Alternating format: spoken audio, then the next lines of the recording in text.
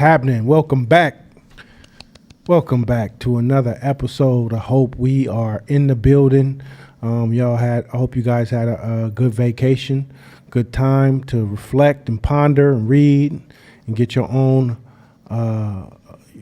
reflection on. We got a lot in the arsenal.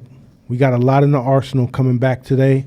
And sit back, relax, put your seatbelts on, and we about to get it cracking. So let's get it started with the first slide so we can get these recaps out the way so we can get into the meat of the book that we are on, which is Emotional Agility, one of the most important books that you will ever have in your bookshelf arsenal, one of the most important, influential books that you'll have.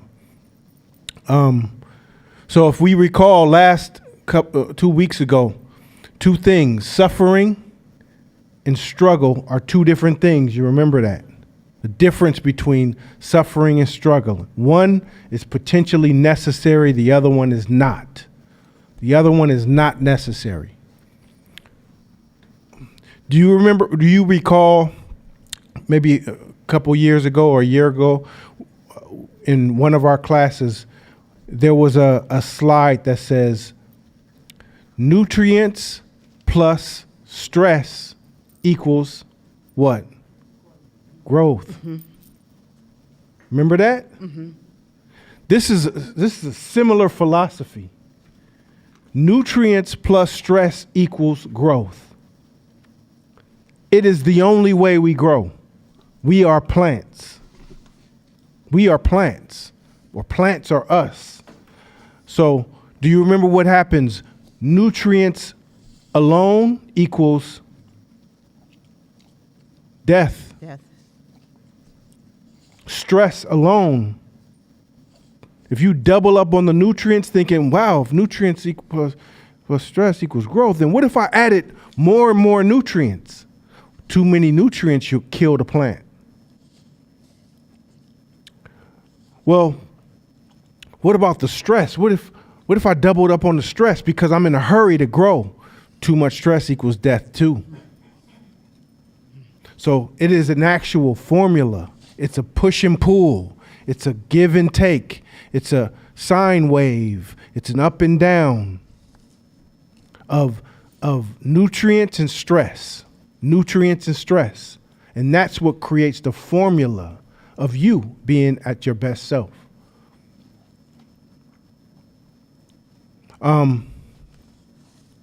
It's no knock to my first wife, but it's a story that's relevant. We first got married. I'm 20, she 18. Both of us idiots, don't know what the fuck we doing, right? So we in a hurry. So she had to cook something. So she's like, I gotta cook something, and we in a hurry. So I just put it on high, cause it'll cook faster. Logic says, medium, but high, you just cook faster. Not realizing that there's a formula, there's a sweet spot. That the food and the heat have to hit for it to be optimal over time. That's the same thing. A lot of us be trying to rush this process. We trying to cheat the process, cut the corners of the process, not realizing that it is a formula. How much nutrients do you need? How much stress do you need? How much? Who knows? It depends on you. It depends on the thing. It depends on the plant. So if you walk into a IKEA and you have all those plants, they got little instructions, right? And each plant says, this needs a little bit of sunlight. This needs none. Why? They're all plants. It's because individually within the formula, they're different, just like you all are different. How much stress do you need before it's nutrient time? I don't. It's up to you.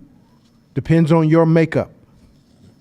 But nutrients plus stress equals growth. The same way that struggle is necessary, suffering's not.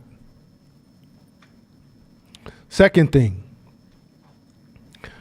the anchoring of yourself in the correct details. What are the correct details? So that's why we as people, as entrepreneurs, we got to be results-based people. We have to be results-based thinkers. It's not the details that make you feel good. It's not the details that give you the accolades. It's not the details that make you the most popular. It's the details that get you the results you need. So a lot of us, and this is a sad slide because I know a lot of people, a lot of friends, a lot of homies, super talented artists, rappers, super talented athletes, super talented business people, but their focus was on the wrong details, and they spread those details out over time, over years, and their stubbornness and their ego prevented them from looking for other options in how they think, and they're 50, 60, 70 years old and never got to touch any success. That's what makes it cold. Sucks. Damn, you still doing that? Man, you ain't blew up yet? Damn, I really wanted you to. But if you get down to the nitty gritty, they still making CDs in their garage. Hey, the CD game is over, bro. No, they coming back like CD's game is over, bro. Like Amway is done. That ain't it. Whatever. What was you on, Shakina? Herbalife. You really believe in Herbalife still? Damn. And they can tell you every detail about what's going on. It's not that what sucks is it's not like the effort is not there. The tremendous amount of effort is there. But their flaw, their weakness, ego, unwillingness to look at the options. This world, this life, success, it's a cold game. It's a cold game.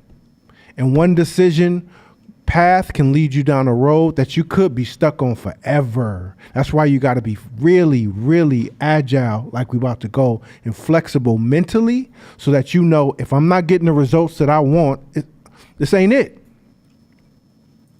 We talked about our marketing campaign with Courtsmith, and everybody's like, no, this was so good. I really liked it for last year. It was so good, this and that and this. I said, look at the numbers.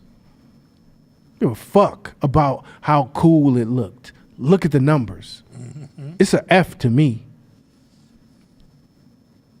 It's an F to me. If all y'all are in love with it, y'all aren't the target market. A 14-year-old boy got to feel that way, and thousands of them, not you. In that thinking, it takes time because you have to divorce the good feelings. If you really want to win at this game, you got to divorce what feels good and look at the hardcore numbers, the data, the raw numbers, the results. That's the real shit. So ask yourself a lot. What details am I focusing on? I was just in Vegas maybe 3 weeks ago. 3 weeks ago for Summer League. And we rented out this big Airbnb, 5-bedroom, all the thing. And boy, did they hook that Airbnb up. Each bed had like little things on it. The bathroom had towels for your face and one for this and one for washing. And then the kitchen had the knives and everything set up for you to have little notes everywhere. Big giant screen TV, and the couch was circular. Like it was balling. I'm like, yeah, okay. It's going to be nice. And every room had a bathroom. So no dudes had to share bathrooms. So I decided to plop down on the couch and just taking it all in. And my boy said, hey, look to your right. Looked on the ground. It was a dead motherfucking roach.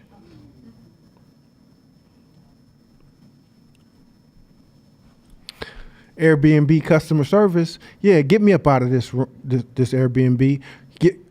Here's your full refund.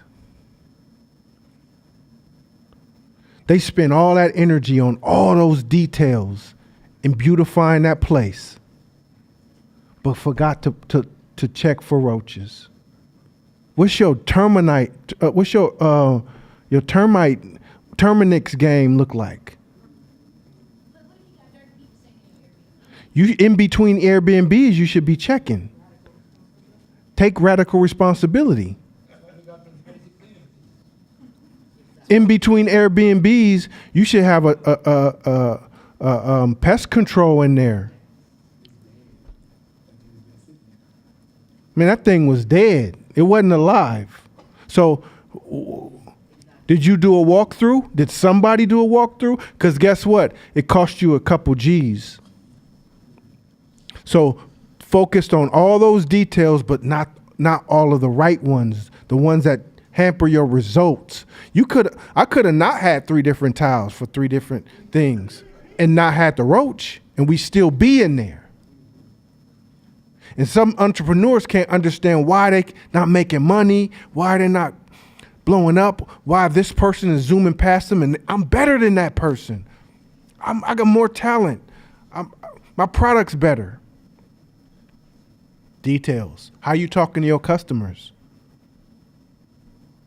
Some of it is simple as listening to your customers, their wants and needs. Hey, it would be nice if you can give me a better looking receipt, because it's too confusing after.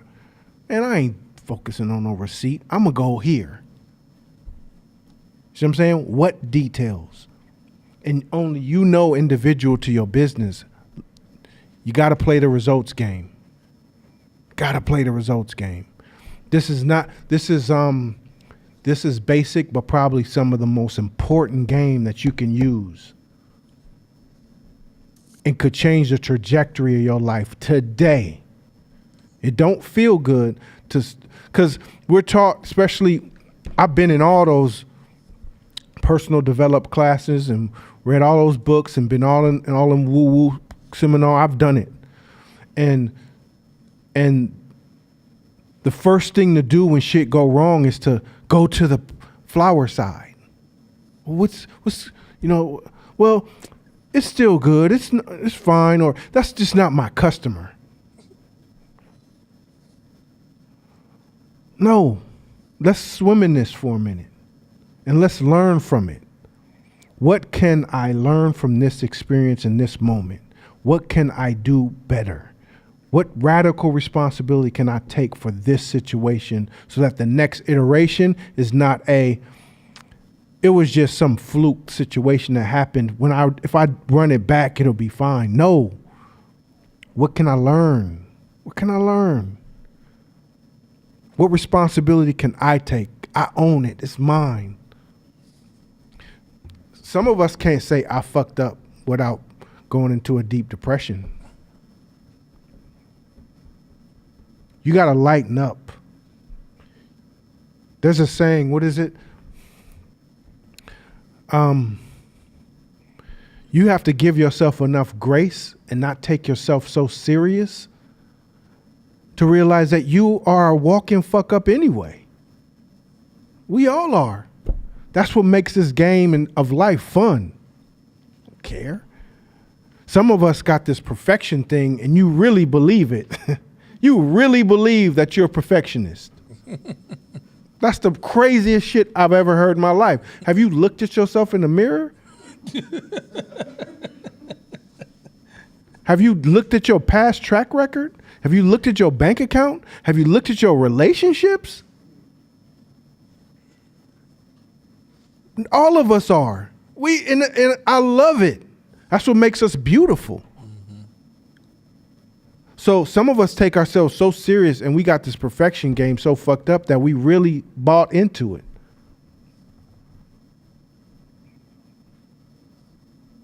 I used to date this girl. 3 baby daddies and she was a perfectionist. How you a perfectionist? I don't judge. That's why I'm fucking with you. But don't tell me you're a perfectionist. He is fired. He's fired. Don't tell me you're a perfectionist. And you so anal about every little detail and everything has to be perfect.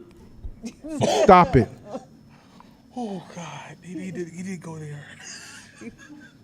So that thing right there is what prevents us a lot of times from hopping over and playing with other details. Oh man, I messed up. All right, so what? And some of that comes from our upbringing, our parents, how we were raised. The bar was so thin. The room for error in our households was so thin that we're still stuck in that real thin mindset. Whereas, like, we're adults now, we can play. We can play. So anchor yourself in the details that perform, not in any of the feelings. This is a critical one. I can't stress it enough. Your life will change, honestly. And I rarely say that. Neither one of us ever say, this is life-changing, because that's mostly full of shit. A statement. But if you really practice this, and ignore the details that make you feel good and start paying attention to the details that get you results, then yeah, that's what vibrational change actually is. Any questions on that? Next slide. All right, we in the book now. Captain Hooked. Can you hear me? Okay. When we are hooked, negative emotions are like magnets that stimulate our meaning-making machines to create stories that permit us to react in the worst tactical ways. Okay, so if you haven't started the book yet, this term is called being hooked. And being hooked means if someone says something or does something and you have zero chance to respond, you act based on all of your internal trauma and programming. You don't even have time to respond. You react, you attack, you run, you freeze, you do any of those 3 things without any thought. That's called being hooked. So if a white person called you the N-word with the hard R, what would you do in that moment? Right? What would you do? You would do what's in your mind. Most of us would do in our mind what's right to do. What's right. And that's the most dangerous part, because right is a predefined set of actions that's based on a culture. So that you get pressure from not reacting that way, or shunned or pressure or chastised. That's part of how this hooked thing worked. So if I came home and a little kid called me the hard R and I didn't beat the shit out of him, then I would get in trouble at home. Right? So that's programming over time. Now we have thousands of these things that are pre-programmed hooks for us that make us react in negative, mostly, and sometimes even positive ways. Can you be hooked positively? Mm-hmm. Absolutely. That's why most of you guys have on Jordans or some name brand shoes. You know why? Because we all got hooked based on a commercial, based on favorite player, based on an ad, based on somebody popular wearing it, based on somebody having status, based on responses we got when we walked into a place. That's also being hooked. But if someone called you a BAN or fat or something racial or anything that really are easy hooks, we are programmed that the right thing to do in that moment is to react a certain way. In entrepreneurship, it's bad. It's really bad. So the goal is to get unhooked to where you're not predisposed to make any reactions based on what the general principles are. You react based on the best move in that moment. What's the best thing to do in this moment? And in order to do that, you need space and time to think. You need space and time. It's the stimulus and it's the response. And how much time do you need how much time do you need to think before you make the correct decision? If your stimulus response is this wide, you ain't got much time. That's why the goal is to continue to stretch it out. So it gives you time to think about what to do before it happens. Does that make sense? Make sense? So our goal for the rest of our lives, because all of us have these hooks in us. All of us have hooks. So your goal, your mission for the rest of your life is to find them and unhook them. That's it. Find them and unhook them. And what gets you today, what gets you off your rocker today, gets you out of character, what makes you ready to crash out today, 2 years from now, they press that same button and you laugh. Or you just got a little tightness in your belly, but you processed it and you good. You still in character. I'm sorry. Why are you laughing, Nana? You? No, I actually really like this theory. I like it a lot. I feel like it's actually my superpower. But I get described a lot as detached and compartmentalized because I'm not getting hooked. Every time I let myself get hooked, I regret it. So I just stop hooking. And I just be feeling so like slick and slippery because I'm just, okay, I'm not dealing with that. Keep it moving. Like I'm not getting in that with people. But it seems to have a negative connotation. I don't really think it's negative. What's the negative connotation? Having it viewed as like detachment, dissociated, compartmentalized. I don't think there's anything wrong with any of those things in the right context.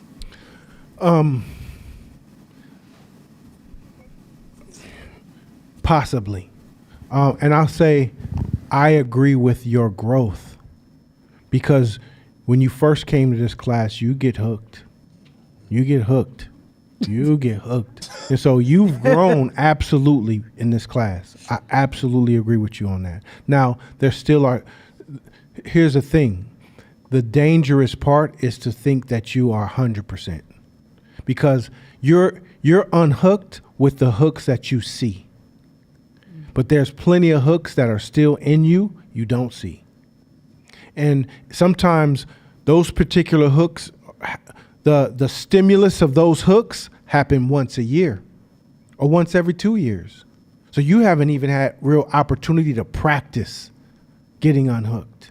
So you always have to, like Sugar Free say, you always got to stay ready. And the way you stay ready is saying, I know I'm not there yet. I know I got things that I still have to work on and becoming unhooked because when it happens, it's going to happen. Because if you automatically think, man, I got no hooks, I'm good. I'm slick I'm slick.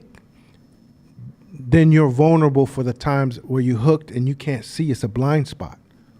And you think you made a good decision. You think you thought it through. But in actuality, got hooked.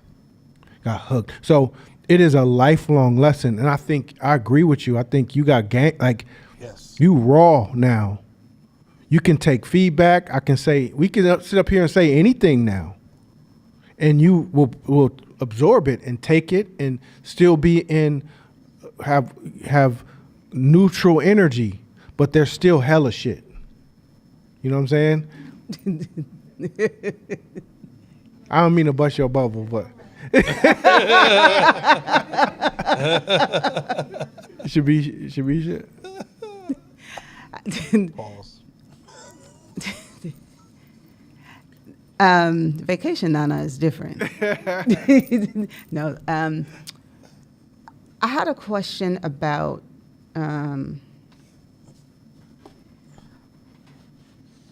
let's say you and I are in a conversation, and I say something that gets on your nerves for whatever reason.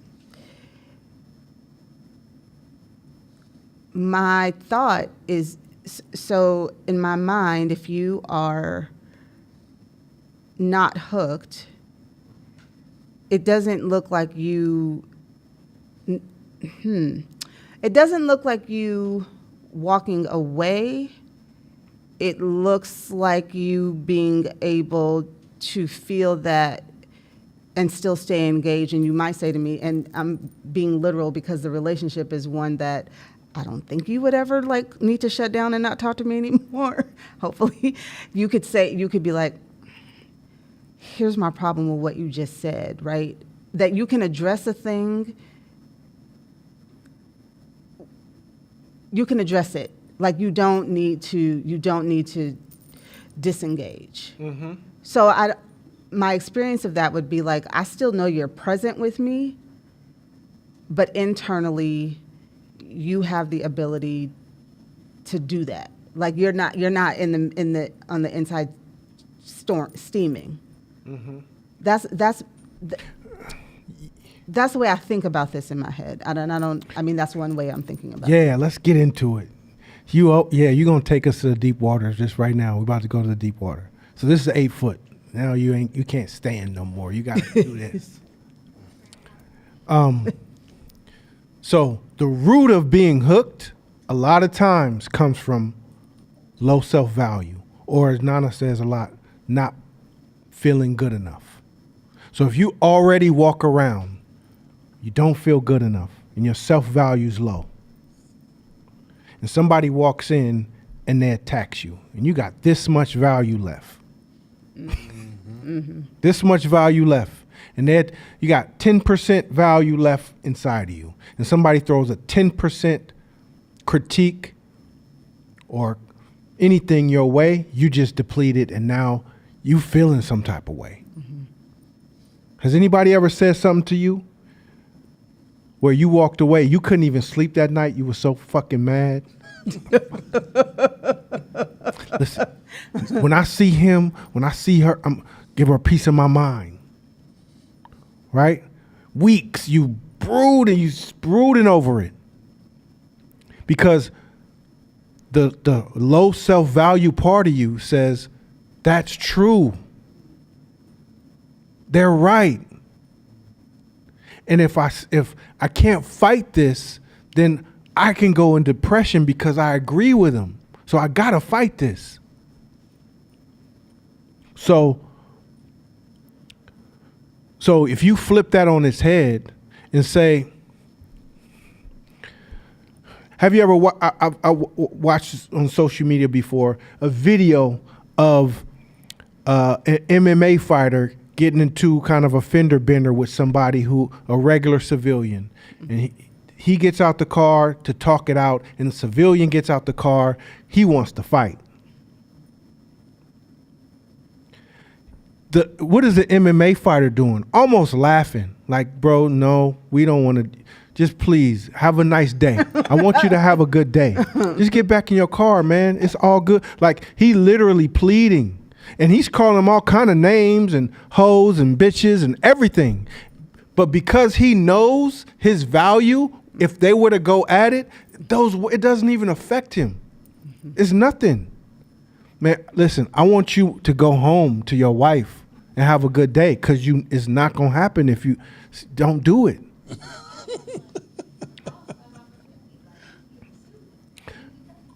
Well, if the guy hits him first, he got the right to beat his ass. Yeah. He does. Yeah, he does.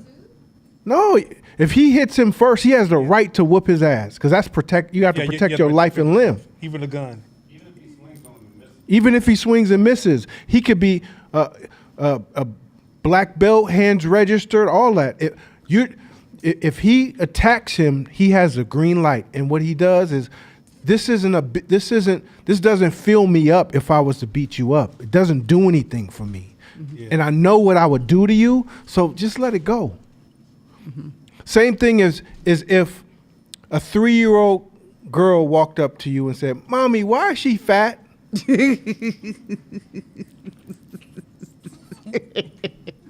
Because she's a little girl. She don't know. Kids say. Would you go into a raging depression from a little girl? No. Because you're an adult and your value is here, and this is a little baby. So how come you can't keep that same energy when somebody your age does it? Or somebody your age calls you the same name a 3-year-old would, and you laugh at the 3-year-old. If a little 3-year-old walked up and said, "Why is your face black?" You don't be like, "Man, fuck you, little kid. Come here so I can beat your ass." What you say to me? Come here. You don't do that. You laugh and be like, "Where's your parents at?" Like, get this little kid, right? But why can't you do it when somebody your age? It's because your perceived value and their perceived value is here or higher than you, so it stings. So that's why. So that's why it goes back to that other work of the value work. The value work.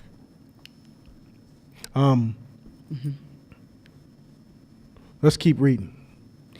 It's cold game, though. It's deep shit.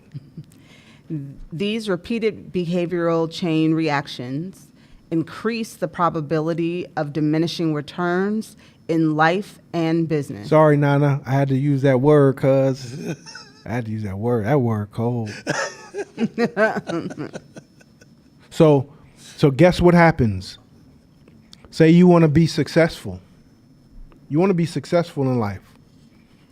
I don't know. Do y'all want to be successful in something? Hands? Everybody want to be successful? Okay. So we want to be successful. This is success. Right? Say this line is success. So just fuck with me for a second. This line is success. And every 3 months, you have an event that gets you hooked. You're out of character. Crash out, cuss somebody out, mad, go at somebody's head. You got me fucked up. Who you think you talking to? You took my parking spot. Whatever those things are. Every 3 months, you have an event. Every 3 months, you have an event. You have another one. You have another one. Now, if your hooks are always being triggered while you're on this road to success, how many bridges you think you're gonna burn in that process? How many friends you gonna lose? How many customers is gonna never come back? That's what the law of diminishing returns does for you. You could be chugging away, working 25 out of 24 hours a day, designing the best fucking products that anybody ever seen. The website's immaculate. You paid 510 Media what they asked for to get it done. But you get hooked every so often. What that's going to look like for you? Then you confused as, why my shit ain't happening? That's why self-discipline is so important in this game, and learning how to unhook yourself. Learning how to unhook yourself. You got me today. Damn, you got me today. I'm going to write your name on this hook because I'm going to put it on my wall because nobody's ever getting me again. That 2 weeks ago when I told you about me getting hooked with my son's basketball game, I put a number on that. And I remember that. Like, what's that loss? What is that loss? Never forget it. Never forget it. Because that ain't never happening again. So the goal is over time to hook yourself and minimize those events. When I first started teaching, when with Nana at 510 Media, I'm speaking from real experience. I would track my events because I had these issues. And 10 years ago or so, I used to have a lot of events, and I got it down to 3 events a year. Just 3. And then by the time I start teaching 510, I was down to 1 event a year. 1. One of them was that game. And it would be similar. It would just be 1. And I couldn't get past 1. Couldn't get past 1. For many years, I couldn't get past 1. For like 4 years in a row, it would just be 1. And I'm like, fuck. And until I dissected, what is this 1? What is it always about? And I figured it out. And I was able to free myself from the known hooks that I have. So it went down to 0. And so that's that's your mission. If you're getting hooked in all kind of ways, how can you save money if you're always getting hooked by advertisement? How? You can't. Damn, I gotta have that. Man, I got 3 of them in my closet right now, but I gotta have that one. You're getting hooked. I'm working hard. You know what I'm saying? I've been stressed out. Your brain will walk you through why you deserve it. And to the point where like, that's right. I'll figure it out. But 3 months later, it happens again and again and again. So you're getting hooked on all these different levels.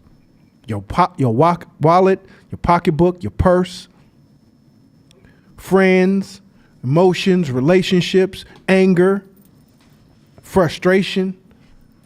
How the hell can you grow?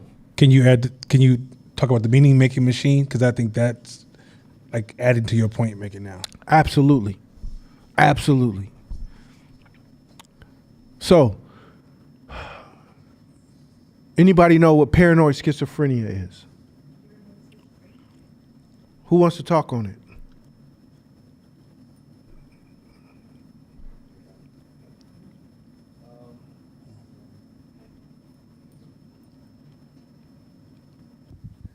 My brother actually is schizophrenic.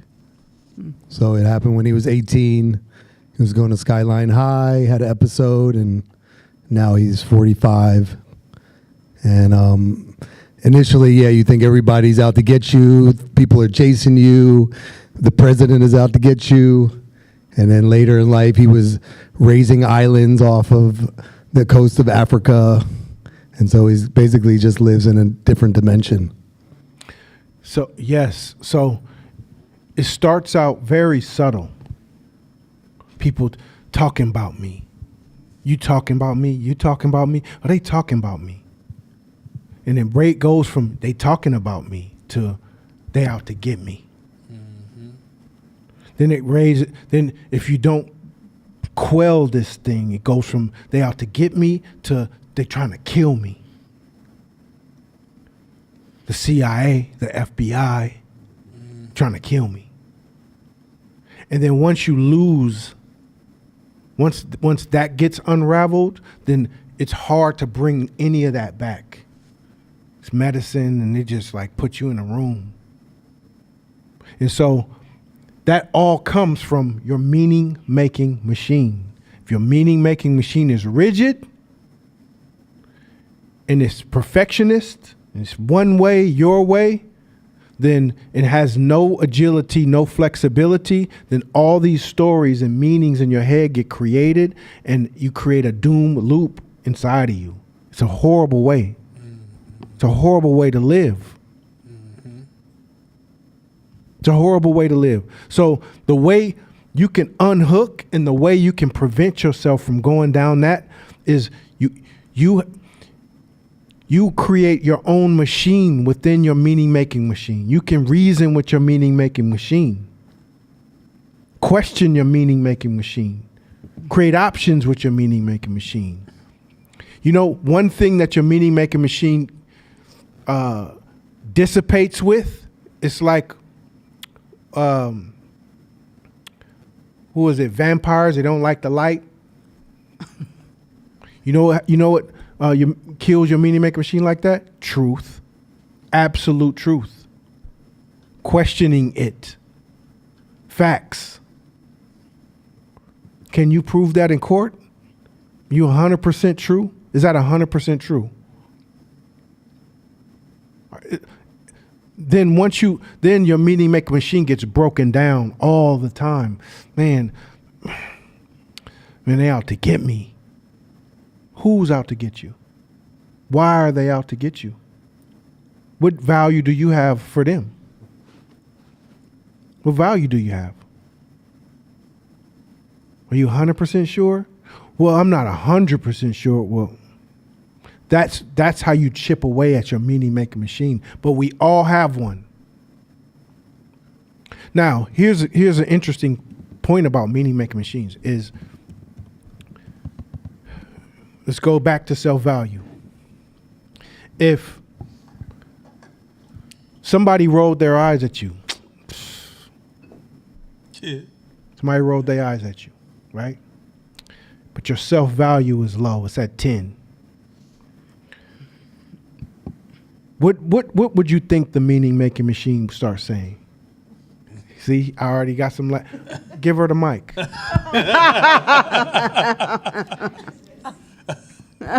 What you think would be said? If somebody rolled their eyes at me Mm-hmm. Self-value at 10. and my value is low, Yep. I guess being in a low frequency, I would be in a low vibration, and I would probably react in a low vibrational way. Whose bitch thinks she is? Fuck this bitch. Who you think you talk? I wonder if that's the girl that did the. That is her. She out to get, like, you'll go down a whole rabbit hole and create a whole story that could be written in a novel. If it's down there. Now, same thing. Your self-value's high. 90. And somebody rolls their eyes at you. What do you think could be said? What would you say? They must be having a hard day. Or I don't even know if she's even looking at me. Or maybe they're not even rolling their eyes. Maybe they got something in their eyes. See the difference when your value's high? You move different. You think different. And that's over. You on to the next thing. So if 10% has 24 hours a day and 90% has 24 hours a day, what do their days look like? Because I just got through that in like 10 seconds or less. And that person's going to be thinking about that shit all day. They're going to be dreaming about it, having nightmares about it. They're going to put clips in their pistol and put it next to the bed. Like, they're going to be thinking that's out to get. Like, it's a whole story. Is that a question? Oh. Power. You gave away your power, but you also gave away your time. Mm-hmm. Too much energy. And then. So it's really interesting because I've been in 510 for a long time and have made a lot of progress and still have a lot more to go. And I found in business, I can have a lot more control with my meaning making machine and like the way that I respond to people, because I realize there's so much on the line for the way that I show up or don't show up. But then I'll find, and I think it's probably because I'm triggered, like with my kids, it's like two separate things. So it's like I have customers that do things that in my personal life, if people were to do that, I'd be like, nah, we nipping that in the butt. But then and I can just be kind and do all the things and have all these different filters and be having a horrible day, tired, sick, all the things, and be like, all right, how can I help you? How are we going to solve the problem? And then my kids could do the same thing. And I'll be like, who in the hell are you talking to? I will kill you. And so I'm curious about, is that like what do you think that the difference can be? Because I'm sure I'm probably not the only person. Like, we have strong suits in some areas and not in others. But I find that the people that mean more to me on a personal value level have the ability to trigger me more than in business. Like in business, it's not personal. It's just business. So I don't personalize things. But in family relationships and like close friends, it's harder for me not to personalize. I think a lot of people have this. A lot of people have that. It's because your vulnerability. You have love connection with the person. You love that person. So what comes with the love connection comes with a certain level of vulnerability. You can hurt me. You can hurt me. You can hurt my pocketbooks over there, but you can hurt me. So I think that's where the fear sometimes comes from in how we deal with each other. But those people deserve that as well. Those people deserve that as well. And it's not always easy because you need a place to where you can, but those people deserve that version, the best version of you too. That emotionally agile version of you, more so than the business folks, because you're raising a human to become a person that's going to be out in the world. So I don't know if any of y'all have kids who have kids. Yeah, I got a fucked up day. Day crazy. I'm irritated, mad. I didn't slain hella giants that day, dragons. I don't feel like talking to nobody. But I walk in and my daughter don't need that version of me. She needs a version of me that can show up for her and teach her and continue to mold and nurture her. So I suck that up. Wait. I ain't said I ain't said nothing, but that was crazy. That was wild. That was wild. That was wild. That was wild. Wow. Capital. Hey. See how they do me? I knew this shit.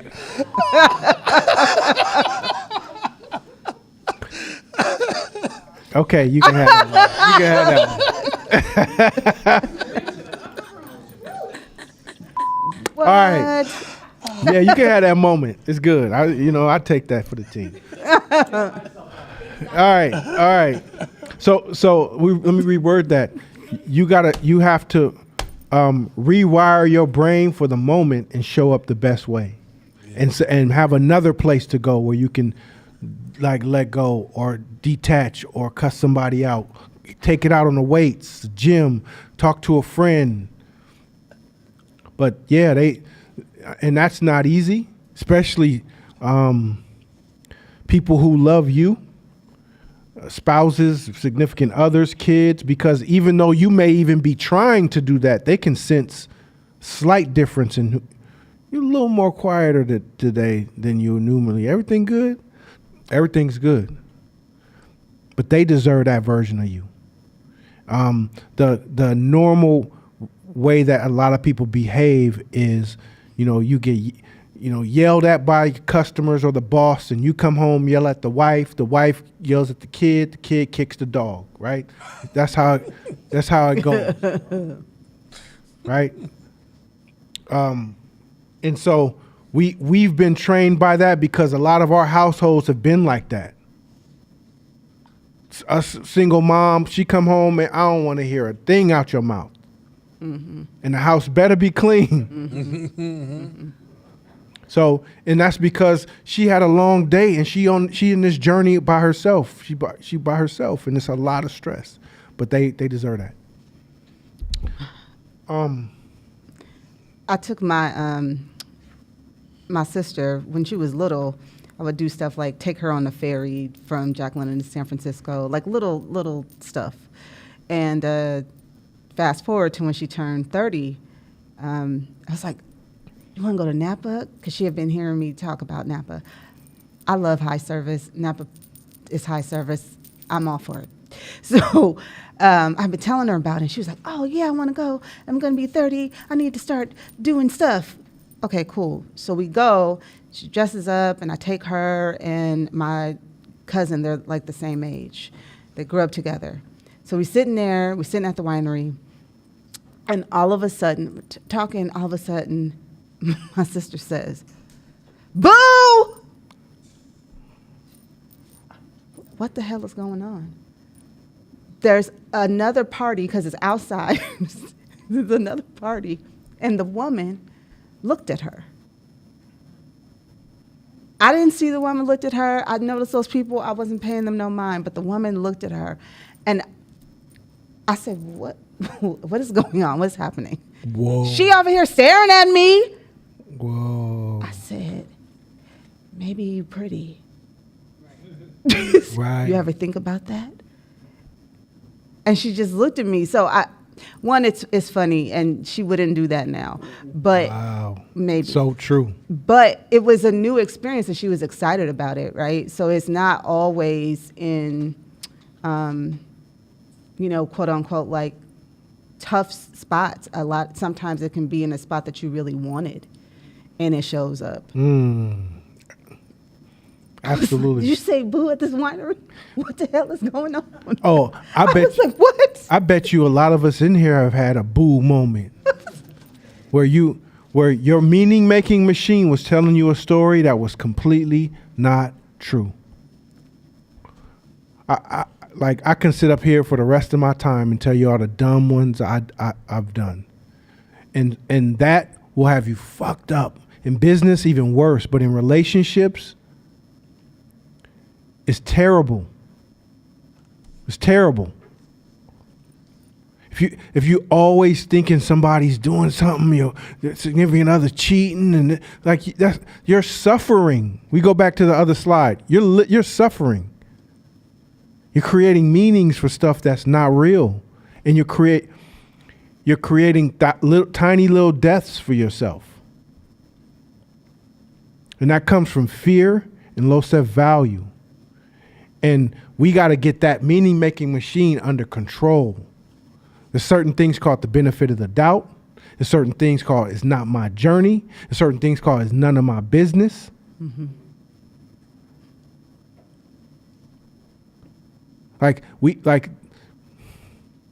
And emotional agility allows us to take in with all different types of people. So what? They staring at you. So what? But that goes back to a general principle rule, right? Stimulus and response. You stare at me too long, You trying to do it's something to up. me.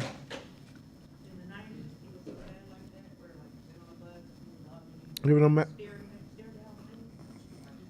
Give it a mic. Give it a mic. I was a kid in the late 1900s. You couldn't get on the bus without somebody dogging. You just call dogging, looking at you hard. Or Yeah. I'm so glad that's gone, but it was really hard. Yeah. So if you train like that, then they don't even know that that's your programming. And so that's what emotional agility allows you to do. Open up, come up with a whole bunch of different scenarios, and give things the benefit of the doubt. Could be or could not be. Mm-hmm. It could be this or it could be 10 other things. But I'm not going to stress myself over it. See what I'm saying? Let's go to the next slide. We all get things wrong. Psychotic people have stories apart from reality, and the rest of us are generally less extreme, but we still have issues we don't realize. Yeah, so clinical in psychology and psychiatry, if someone's clinical, like they crazy, you know what it boils down to? Their stories. The meanings they make from their stories. That's it. And some stories are so compounded that there's no getting back to square one. So most psychologists says what they instituted in the 70s is they say, you know what? We've been going to therapy for a couple years, and I can't bring you down. I can't bring your stories down 1 inch. Here's some medicine. That's what they did. All the soldiers that came back from the Vietnam War and World War II, shit, we don't know.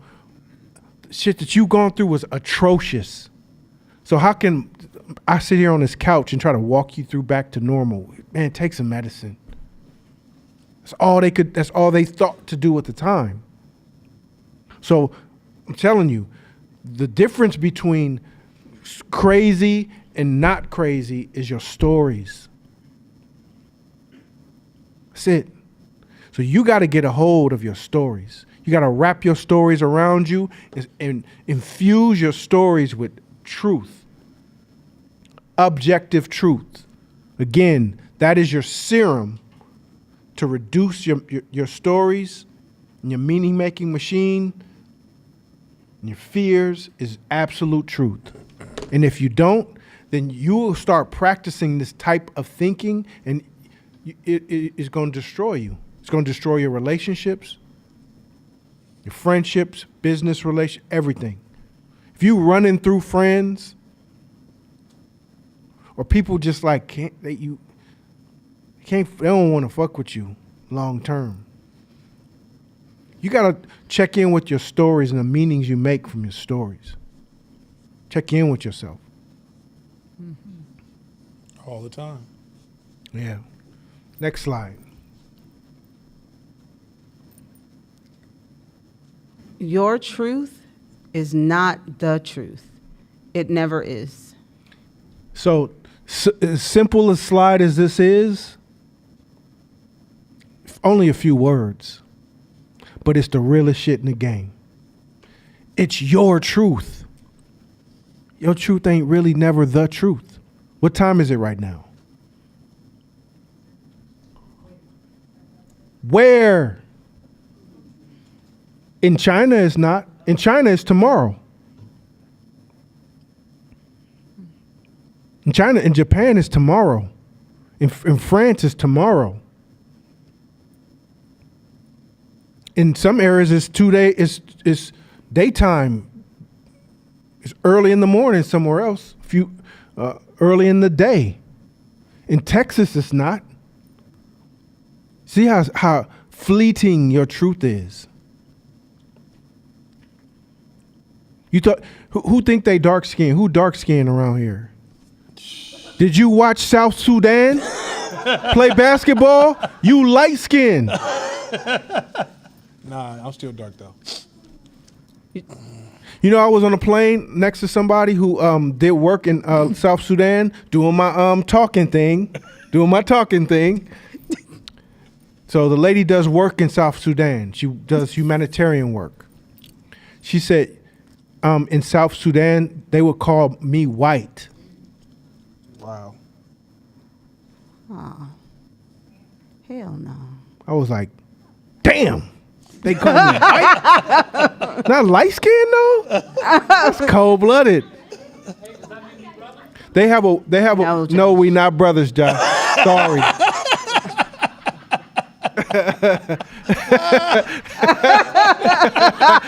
Oh, he not gonna let it go. Good one, Josh. Good one, Josh. You own it today. That was a good one. Through that oop. See how it's relative? Damn near everything is relative. Your truth is just your sliver of belief in the world. So that's why you got to get off that perfection hype. You limiting your life by behaving in that manner. Especially if you ain't performing to your goals and expectations. You ain't found the niche. You haven't found the niche. And you still, what gets me a lot of times is people who are suffering, they're not performing, they struggling in life, but they holding on to their shit.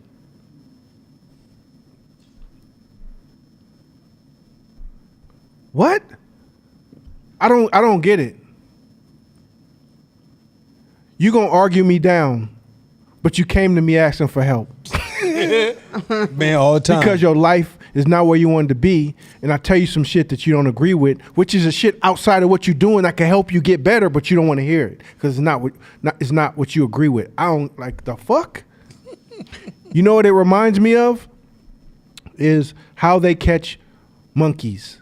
Is they'll take a coconut and they'll drill a hole just large enough for the monkey to put their hand through, and they'll put food inside the coconut. So the monkey will put his hand and grab the food, but when he balls his fist up, he can't get the coconut out. And they're so stubborn that the poacher can walk right up to him and just grab him. Because he's holding on to that food so much that his ego and his selfishness and greed is so strong that he can't even see outside his blind desires that he's going to get caught. They can walk up to him and grab him. And we think, damn, that's a dumbass monkey, but we doing it. We doing it. We doing it. Nope, that don't work. Ain't for me. We bonded. Me and this brother bonded the first conversation we had because we both was like, shit, I'll divorce anything that don't work for me. What, you too? I'll say that. No, I'll say that. Like, I was like, it's my brother from another mother, straight up. Because I never met nobody like that. Because if it's not working, you got to fix it. So remember, your truth is just your sliver on this large spectrum of truth. It's just your truth. Like, what's beautiful? What's ugly? Like, that's all relative. As you know, every 10 years, what's beautiful in women changes. Oh, it's skinny today. No, it's thick today. Now it's big girls. Now it's every in between. What? Who's deciding that? Who cares? That's stupid. You like what you like. But in the moment, it's truth. Because the ads change. The marketing changes, the magazine covers change, Sports Illustrated changes, who gets the commercials change, everybody. So then it becomes truth. It disseminates and the mind gets programmed like this is it. But if we remember that, and people be tripping like Trump and this person, like, listen, who you decide, like, he did this and he did this and he did this. Well, did he? Did he not? Are you 100% sure? Is it propaganda? Is it not? Some people, I saw a friend of mine, I just lost 2 friends today. They're like, why? Because I'm voting pro-Trump. For real, bruh? Like, you really gonna stop being friends with somebody because of some person they choose? It's crazy. Because the money, the meaning-making machine will create stories to say, well, if you vote for him, then you're this kind of person. Mm-hmm. And if you're this kind of person, then I don't associate with these kind of people. I can't be your friend. But don't you realize, like, hey, is there such thing called the house? Right? In the government? Mm-hmm. It ain't both of them in the house? I don't know politics. I never voted in my life. So I'm just asking. Ain't there a house and there's both sides to the house? So is it like 2 sides of the same coin? It's a Senate, right? It's a Senate. Mm-hmm. It's a house. Yeah. So is it all one group inside? No. Both parties are there, right? Mm-hmm. So obviously it takes both parties to run this place. Yeah, there may be a majority or minority, but both parties are there. That means at the end of all this shit, we got to work together. Mm-hmm. But the outside world makes it seem like I'm going to shoot you if it's over. If Kamala gets, it's over. We part of the same house. So thinking with objective and truth versus relative truth can change how you think. Now, you will be viewed sometimes as an asshole, as somebody who's racist, whatever. To this, so what? Because if your self-value is high, guess what? You don't give a fuck. I don't give a fuck. I don't give two. I don't give three fucks what people think, say about me, because I worked on my self-value. And I know that when you building something, it comes with a cost of people who don't like you because they don't understand the system. They don't like you just because you're doing better. They don't like you because they don't even know why they don't like you. So you think I'm gonna waste my time chasing why people don't like? Nigga, you gonna get talked about. So what? Well, fuck. So what? That's good. That means you building. So remember, truth is not truth. It's your truth. Next slide. The voices in your head do not have an off switch. Most of the time, we allow our mind to form opinions, evolutions, comparisons, and worries.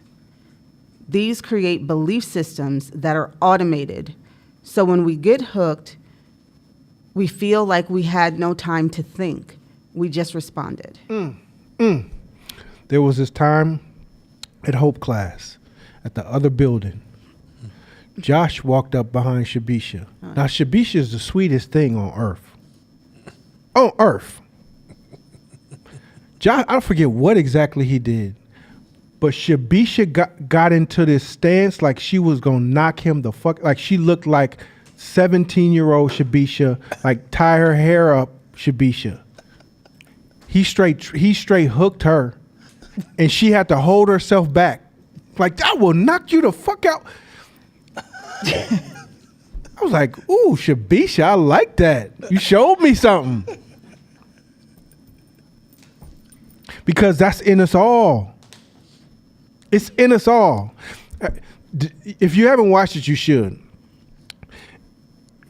It's a newscaster. It's a brother, dark-skinned brother, muscular brother. He's giving the news in the most articulate way. He's commenting on something that happened behind him, and a bug flew in his mouth. He got hood real quick. Motherfucker, this motherfucking place is bullshit ass motherfucking place. Like straight the bottom of the gutter, like you could tell where he's from. And then he called himself like, excuse me. So back to the, like it's too late, bro. It's too late. I seen it. I see where you, because being hooked will literally change us into other shit or shit we used to be or people we used to be. And it's normal. The issue is, the journey for you is, how can I work on it continuously to expand the space so that I don't think that I have time. I really do. I really do have time. That hurt. That hurt what this person just said. Damn. I want to do this. I really do. But hold on. Let me think about that. Or you say to the brain, what's the best move in this? What's the best move to make right now in this position right now? So I can process this. Can I make a move? Hey, give me a few minutes. Or let me think about that. Like, literally, now you're playing chess with life instead of reacting to life. Most of us are walking around Ron Artests. If you guys know who Ron Artests are. Meta world peace, meaning no matter how high a performer you are, all I have to do is find a way to get under your skin and I can shut you down. All that work you've done, all the practice, all the shots, all the everything goes to nothing because you haven't learned how to get unhooked. You see how important this shit is? We all are trying to be professionals, levels at something, the best of the best at what we do, the best. What good is it if you got hooks on you? Mm-hmm. If I'm your competition, and you better than me, you think I'm gonna come after you head to head, or I'm gonna go after your hooks?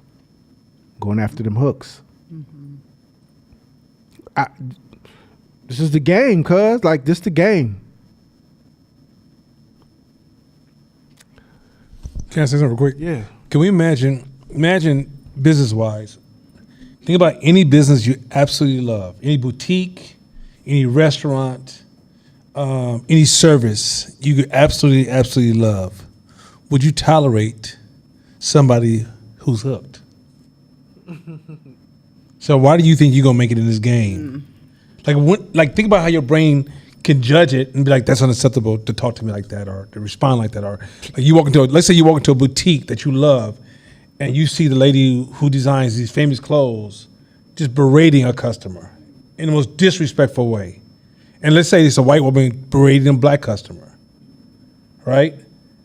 Why do you think you can get away with it? Just think about that next time you walk around. This class is almost the big line between, or the big wall between the haves and the have-nots. Mm-hmm. All the have-nots are always hooked. If you ever in the hood, all the hood music is hooked music, right? Like that's the way we talk in the hood, right? But when you get to the other side of that wall, you can come in there and a customer can be talking crazy, and they be like, "Ma'am, don't think that person don't feel like hitting that person in the mouth, but they understand." There's a certain way that you need to carry yourself, a certain standard, right? Last point is like even another poor culture is I should be able to do what I want to do culture, the liberal type of mindset, right? I should be able to be the way I want to be and express the way I want to express myself. We're still in a world where etiquette matters. Business etiquette matters. And so when you walk into a room, how you show up, how you position yourself is strategically important because you're trying to shape a certain impression that would breed reciprocity. So like if imagine, okay, you walk into a business and the guy's just like, "Hey, how you doing? Hey, what's happening? Michael, what's going on, Michael? Hey, Court, what's happening, brother? Hey, good seeing you, right?" You're like, "I like going there." Right? And even when the customer service or products drop, you'll give them feedback because you wanted to come up because you like going there. But the person's like, "Hi, how you doing? Thank you. How you doing? Thank you. Yes, ma'am. Yes, sir. But you've been seeing me for 7 months. I'm still, sir." Right? So my etiquette and the way I'm carrying myself is everything's intentional and designed. But on the liberal side is I just want to be free and do what I want to do and say what I want to say. That's why you still broke as hell. Real talk. Let's skip this next slide and go to the one after because that's more important. There we go. So most of us know what these three are, right? How they function, how they work is all based on your stimulus and the principles that you hold that you've been programmed to hold. So all of us have different propensities in this realm. Some of us are fighters naturally.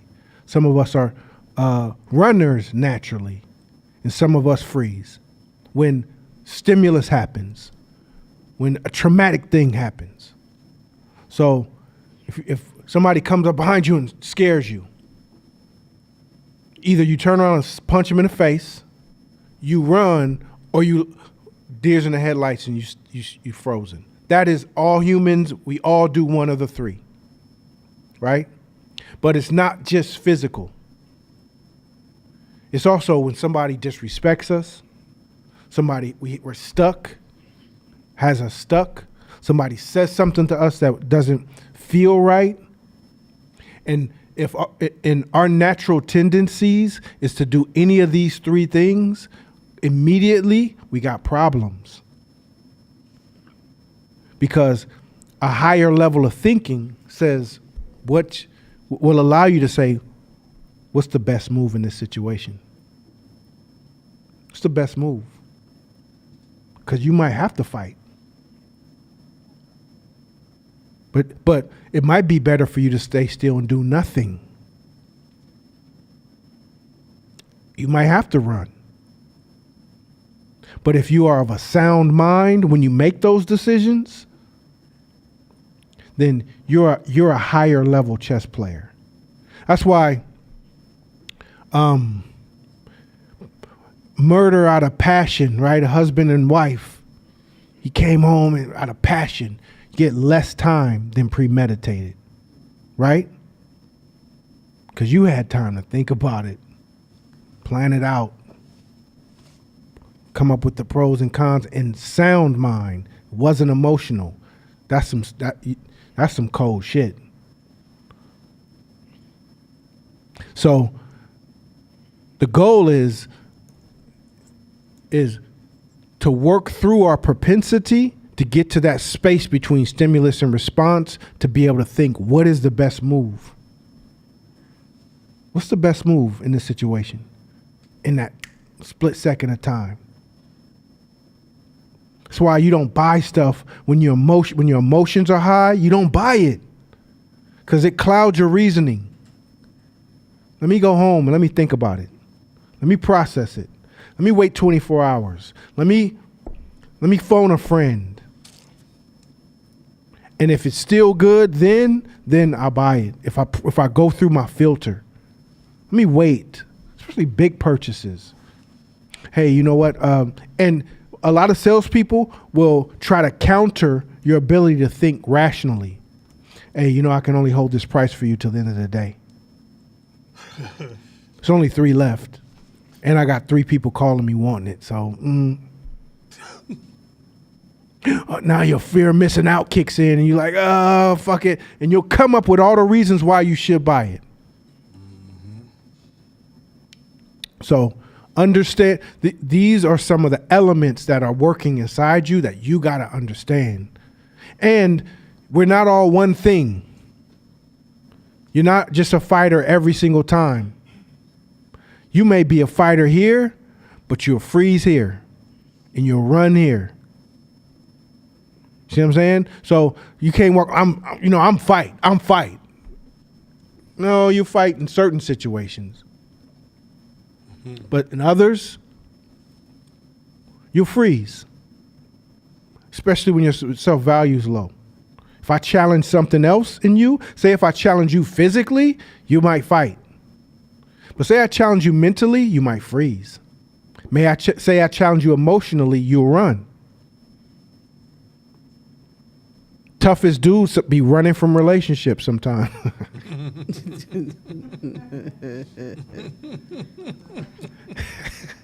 Because I used to do it. I ain't gonna lie.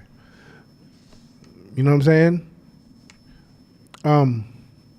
So you're not just one thing, but this is gonna be pretty much we're gonna talk about this throughout the course of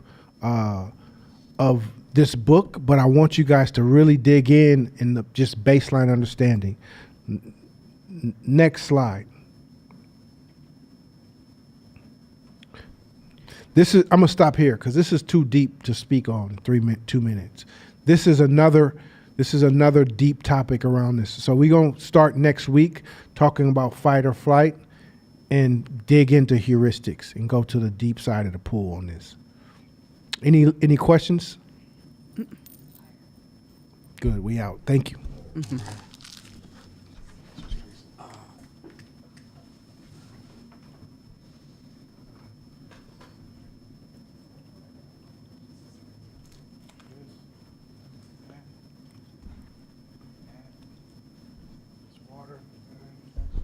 All right.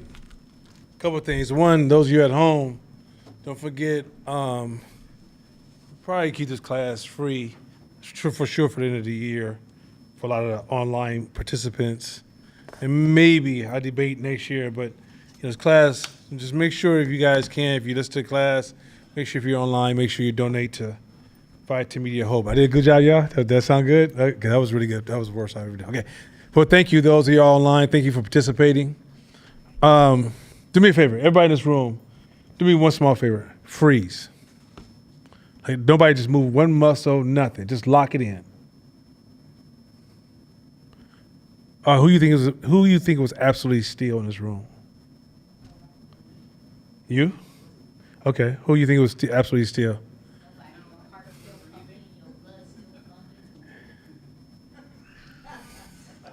She's right. Not only that, the Earth is moving 66,000 miles per hour. The Earth right now is moving 66,000 miles per hour. So depends on what position you stand at. This is important. Because remember, when we talk about building a business, you understand your perspective is always changing, correct? when you're building a business, right? So when you first started building a business, you can start with a business and you could be deep in the work and you see a business from one particular angle. You can be a manager. You see it from another angle. You're a customer. You see it from a different angle. You're running a larger company. You step back. You see a business from different angles, right? So go next slide. Shabish, you ready? Yes. Let's get into some relativity. By the way, I hate this cat because he started on my class and I was like, again? I'll never get the chance to just start this shit for, man, you know what I'm going to start doing? I'm just start interrupting and just say, I'm glad you said that because that's what I want to talk about. All right, let's go. Let's do this. Shabisha? E equals MC squared, relativity. We often think someone is wrong because they see things from a different perspective than we do. Relativity helps us to understand that there is more than one way to see everything.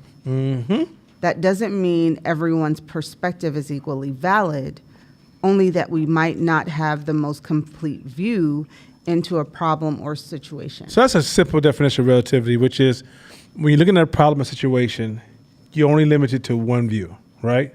So take your phone out if you guys take some pictures of this stuff because I want you guys to go back and like kind of study some of this stuff. So use your phone, capture some of these clips. So this is important because when you're running a company, think about this when you're at your office and you make all your business, or even if you work for a company and you're making a decision.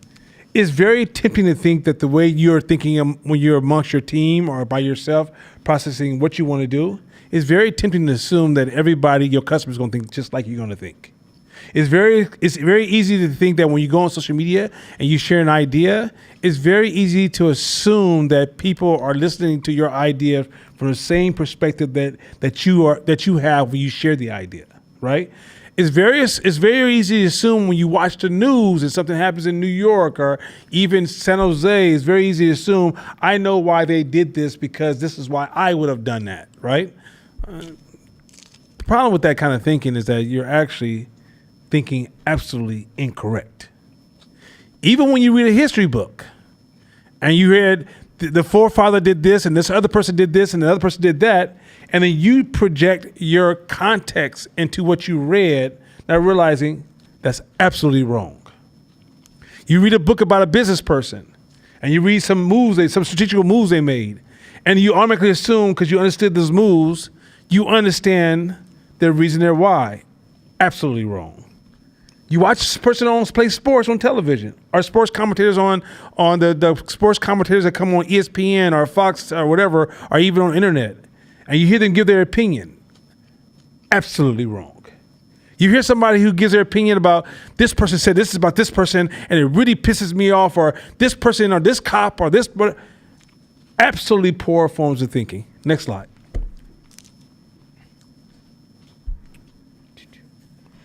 The theory of relativity is founded on empathy. So empathy, key word. Not empathy in the ordinary emotional sense.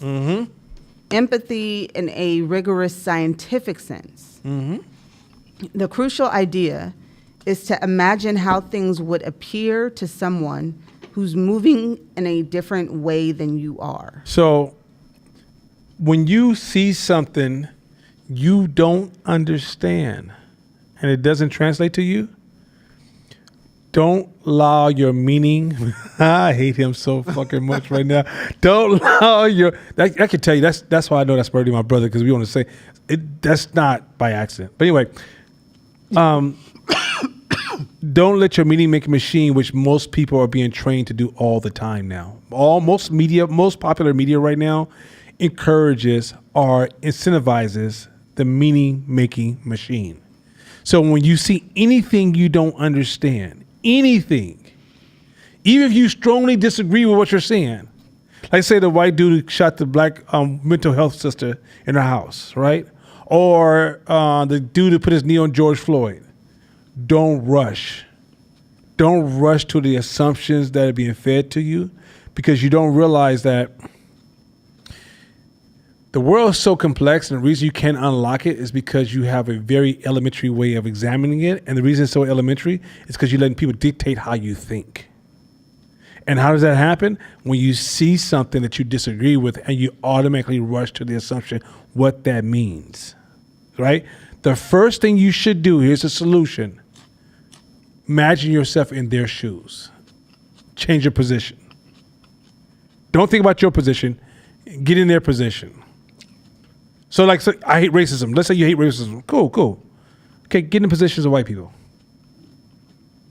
And ask yourself, what would you do different now you're in that position? And watch how that story starts to flourish with more details. A lot of your wisdom, a lot of basic wisdom. This is a superpower tool. This is a tool I use more than almost any of my tools. I have a lot of business strategy tools I use. This is the most dominant tool I have is relativity. And so the first thing I do, anytime I come across somebody who is moving in a way I don't understand, I rush to try to switch shoes with them. Next slide. I'm gonna move fast because got a lot to cover, and I'm gonna go some areas you just haven't seen me go before. Go ahead. In the 1630s, Galileo discovered that any two observers moving at constant speed and direction will obtain the same results for all mechanical experiments they perform. Mm-hmm. Galileo's original thought experiment describes a scientist on a ship moving at constant velocity. Mm-hmm. The scientist is below deck with no portholes to give him a frame of reference for the movement of the ship. Mm-hmm. When the scientist drops a ball from waist level, Pause. he will notice only the vertical movement caused by gravity. So he's bouncing a ball. Now, it just feels like he's bouncing a ball on the ship. It has no translation of nothing else. He can't feel the velocity of the boat, right? Now, on the outside, as you're watching the ship go by, you're watching a boat move at what 60? What's knots to miles per hour? I don't know. I don't sail anything. I just know it's knots. But let's say it's moving 30, 40, 50 miles per hour, meaning that the ball, as it bounces, is compensating for the speed that you're moving at, right? So if you were to interview both of those two individuals, they would have two different interpretations of the exact same fact. The fact hasn't changed, but the angle of perception changes the fact and changes this relativity to you. Guys get that? If you're a fish and you're in the water, you have a different fact. If you're sitting on top of the boat, you have a different fact.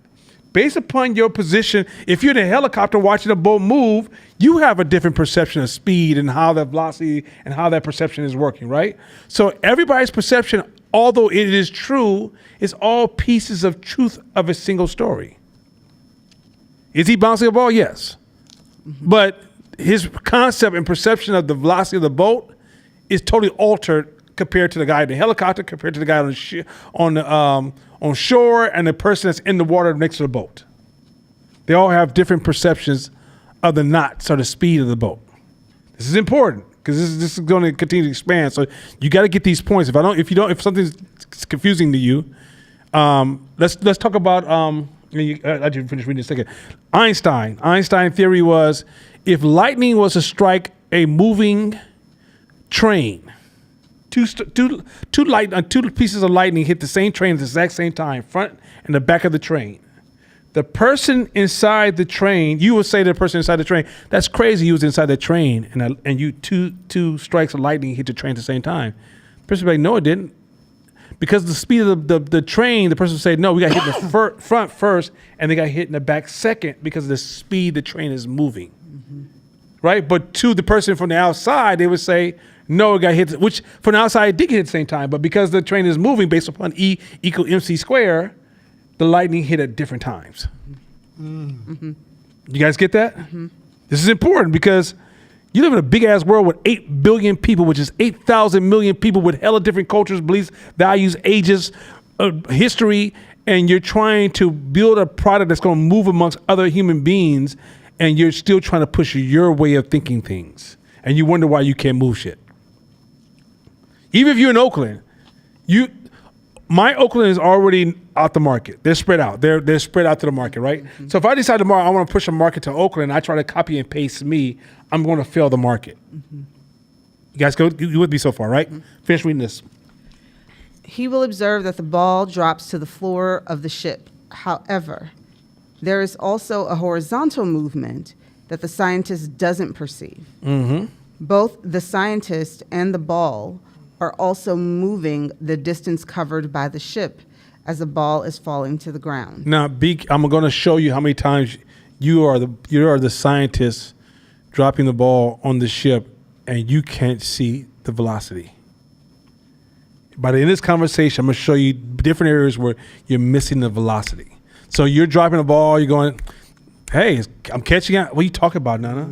But the further you step back, you should start saying, oh, we have a velocity challenge. But the closer you are to the problem, it's just you're having a coordination challenge. You're having a rhythm challenge. But the further you step back, you realize it's not coordination and rhythm problems in your business, it's velocity problems in your business.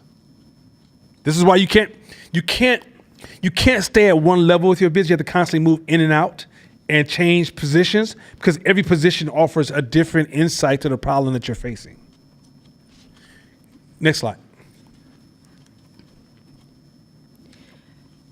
An outside observer, someone standing on a nearby beach or a fish in the water, can detect the complete movement of the ball because their perspective is different. Absolutely.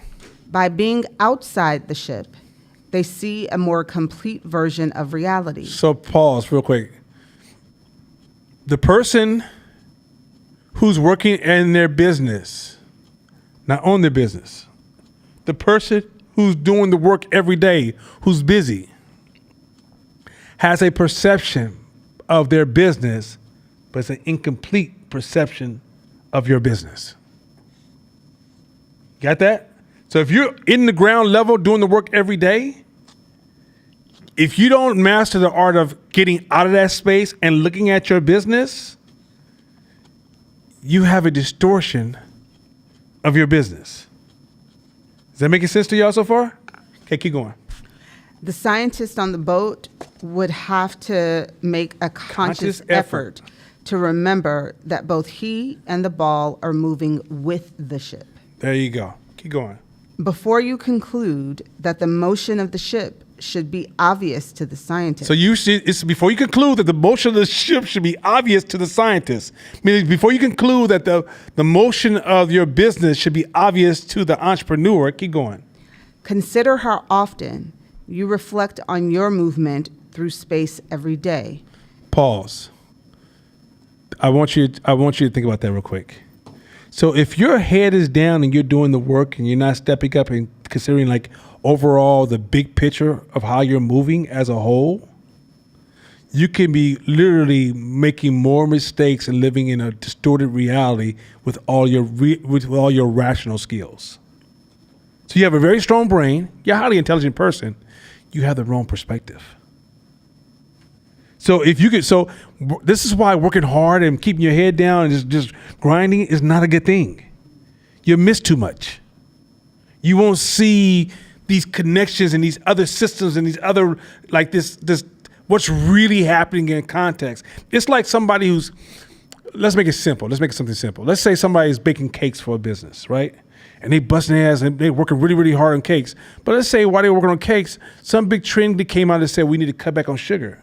And you've been making these Krispy Kremes all these years, and by the time you realize competition started making donuts with a lot less sugar or sugar substitutes, and all of a sudden your business is going down, it didn't die because you didn't work hard or your recipe was poor or it wasn't successful at some point. It died because you were too close to the product.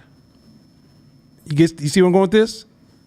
So if you're too close to the product, all this intelligence, all the education doesn't mean shit. Keep going. Right now, you probably feel as though you're stationary.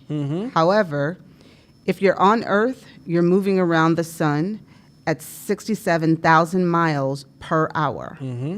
Galileo developed this thought experiment partly thanks to his belief that Copernicus was right and that the Earth itself is in motion that we do not perceive.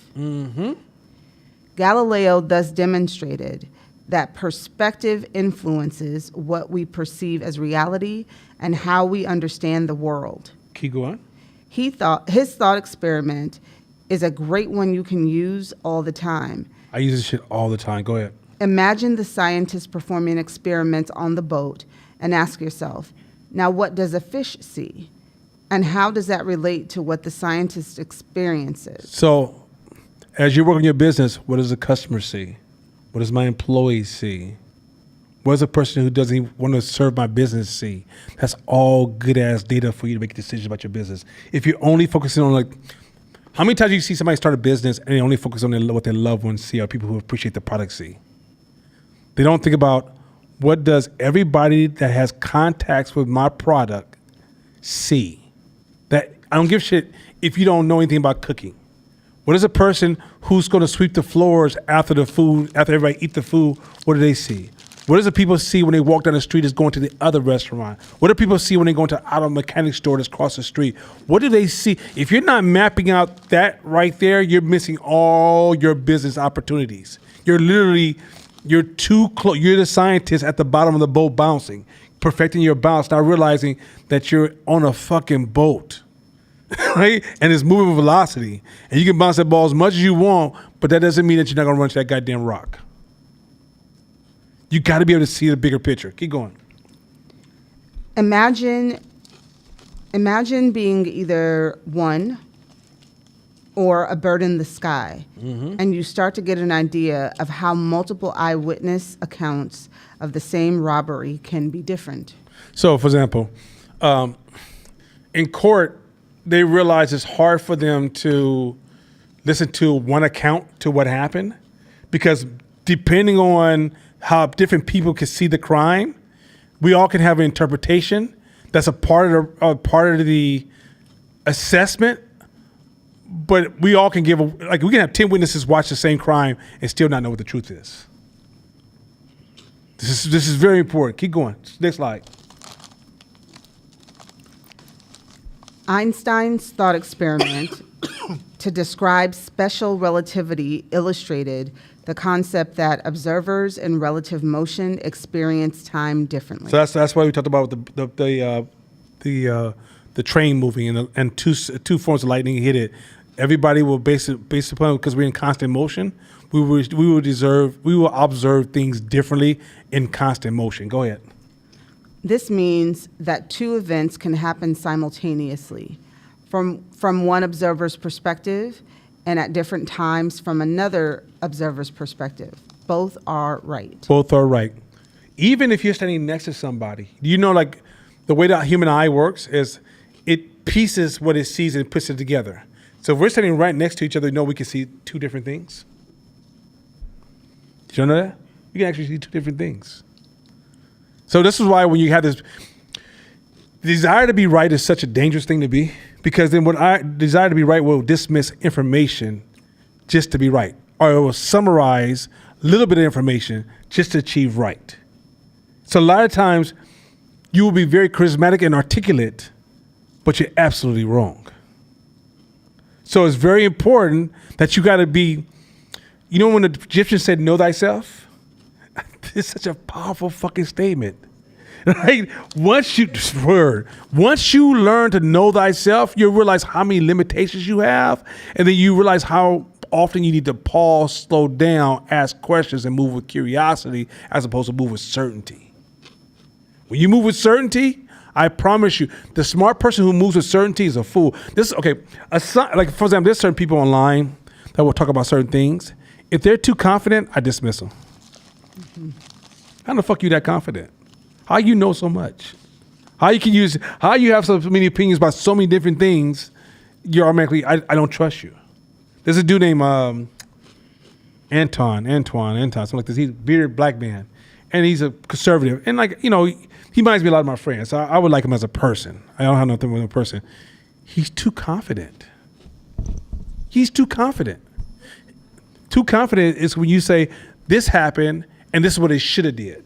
This happened, this is what is right, this is wrong. This happened, and this is what really, really, really meant. This happened, and this is why it's right. This is they didn't think about this. When you draw these conclusions in confidence, you have confidence about what you can draw in conclusion, you're really just an advanced meaning making machine.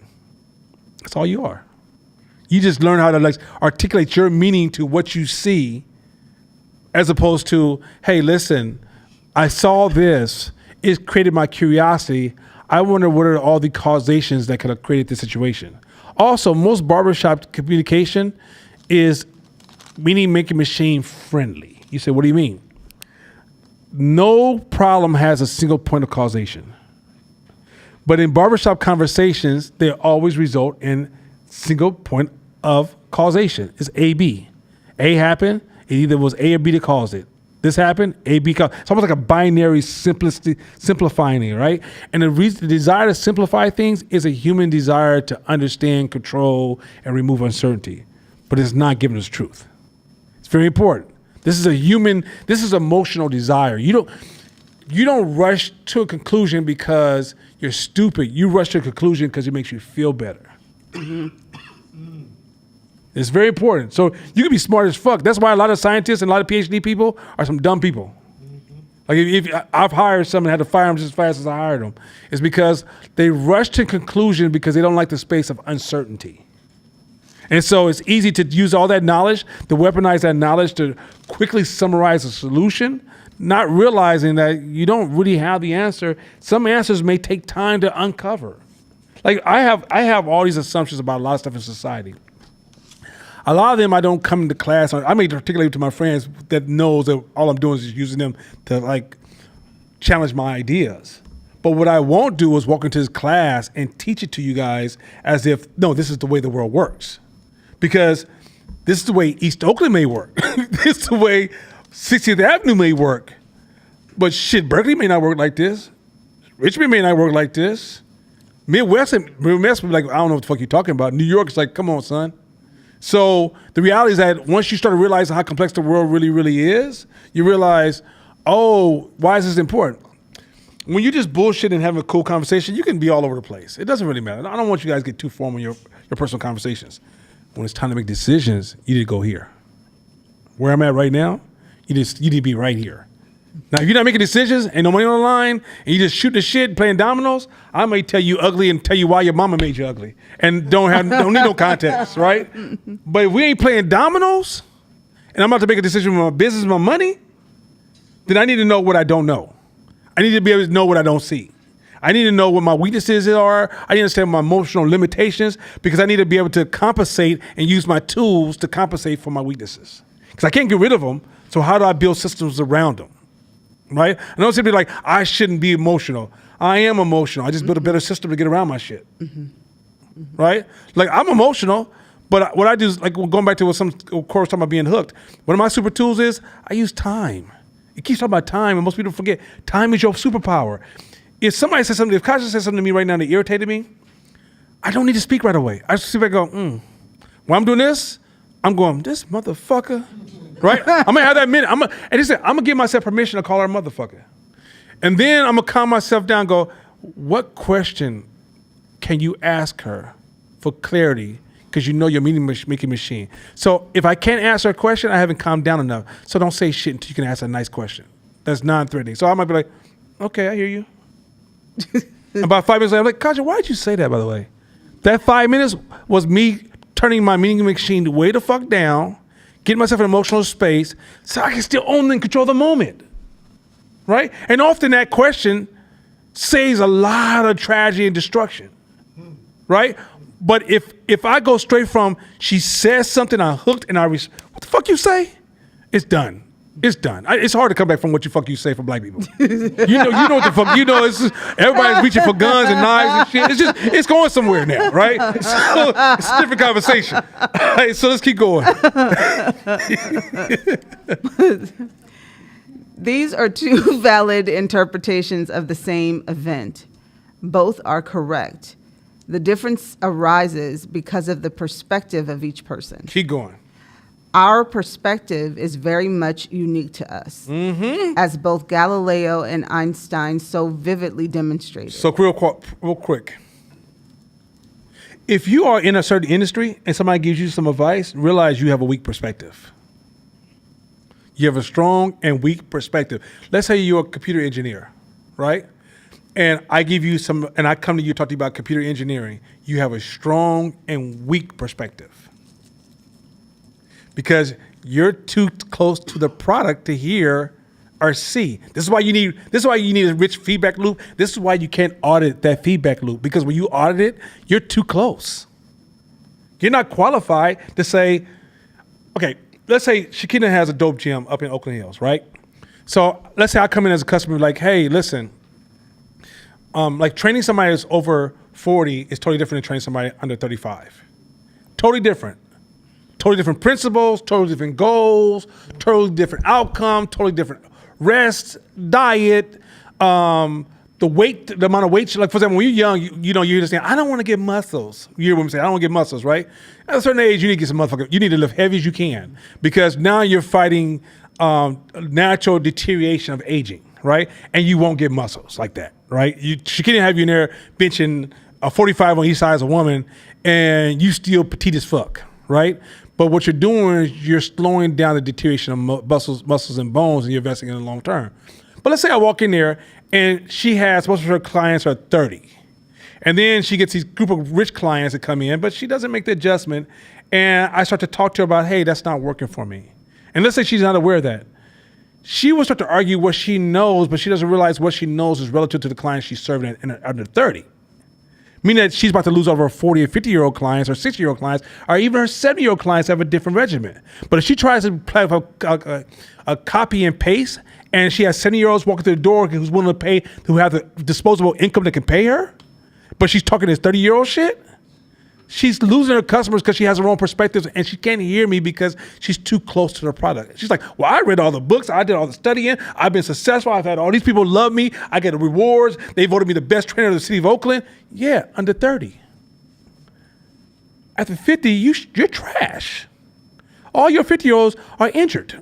There's a reason. Okay, so let's go. Disclaimer, that's not the case. Oh, disclaimer, she said it's not the case. Okay, go ahead. In the day-to-day world that we live in, this means that you are seeing what nobody else sees, but also that you do not automatically, unconsciously see through the eyes of others. There you go. So you don't see through your eyes of customers. When you start working your products and making your products and doing whatever you're doing in business, you stop seeing through your eyes of your customers. You start talking that professional shit. You ever heard that saying that said when a restaurant reaches that Michelin level, they usually go out of business within 3 years? Because they stop seeing the customer.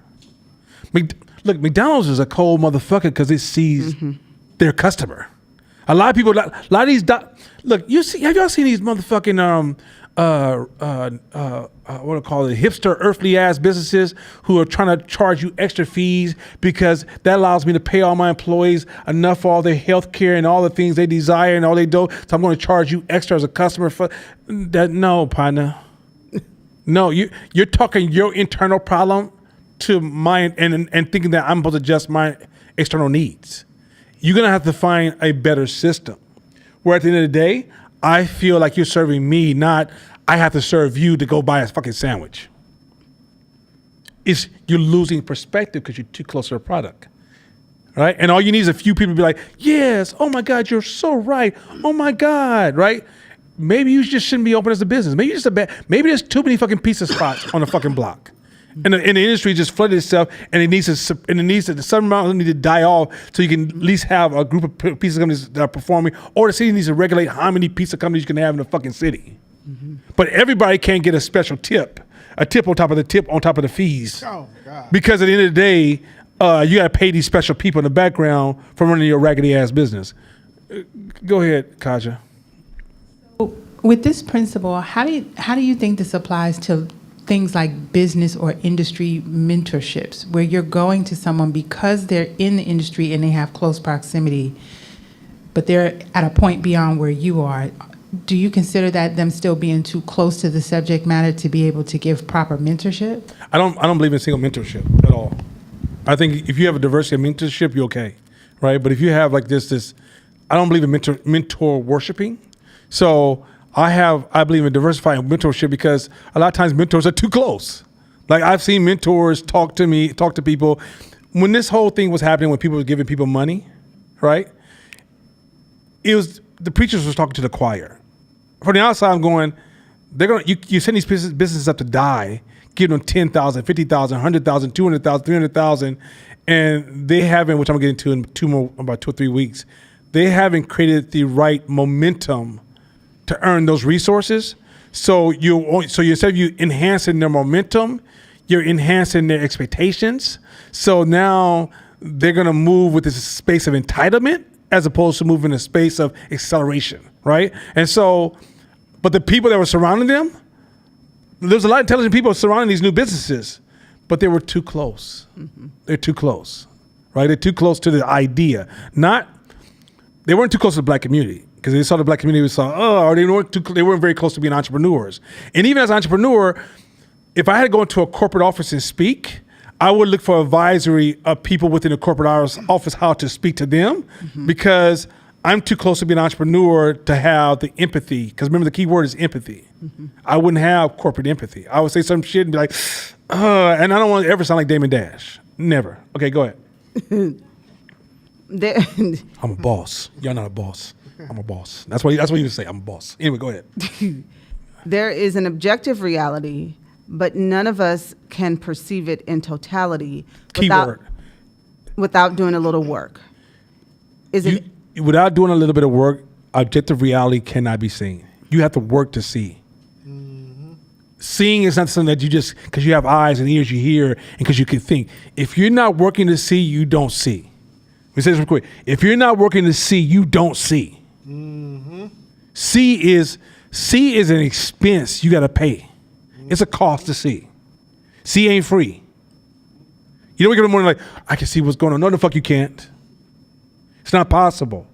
So if you at home trying to tinker and run a business, you don't see shit. That's why you spend a lot of time doing dumb shit. You got to take time out of your life and practice seeing, so then you can align your time with your efforts to make some traction. Go ahead. Is it any wonder we make suboptimal decisions? There you go. Next slide. Here we go. I love this shit. This is not going to turn it up a little bit. Let's go. The subjectivity of perspective. Uh-huh. You know that you are always going to have an imperfect perspective. Always. You will never be able to see everything at once. Never. Nor will you be able to completely trust that everything you do see is viewed by others. So let me slow down real quick. So when you do see things, you ever talk to somebody about their business and they tell you about these beautiful things they've done with their business and no one gives a fuck? Or maybe you telling me and I'm like, my eyes are wondering like, when are you gonna start talking so I can leave? It's because you think what you see, some things you see, you don't realize it's irrelevant to what the customer's gonna see. It's like, let's go back to just a gym analogy. If Shakina brought new actual weights, but her windows were dirty and her bathroom didn't work, no one sees the fucking weights. It's just irrelevant. Right. So for her, the value of what she's doing, I remember a long time ago, we had a makeup artist who used to work for me, and she got cussed out by me. Oh no, a photographer did too, got cussed out for the same reason. He opened up his case and it looked like Mad Max, how just little mini Mad Max was in his case kicking Lenz's ass. And everything was just everywhere, right? I said, what the fuck is this? So what do you mean? Customer, you open that shit up, you've already tracked the customer's trust. The makeup artist, what the fuck is this? If this woman's sanitary, she's scared as fuck right now. She's trembling while you're doing her makeup. Right? Because she don't know what the fuck, how many times you do these fucking brushes on what. Every fucking thing matters. But you gotta learn to think, how does a customer, when I walk in this room, what are the customers gonna see first? Well, how does their eyes wonder? What are they consciously and subconsciously picking up that I need to manage to impact my relationship to my customers? Keep going. Can I ask you a question about Yeah, that? go ahead. Okay. So there are, when a business first starts, so I'll give you a concrete example. I am a skincare company.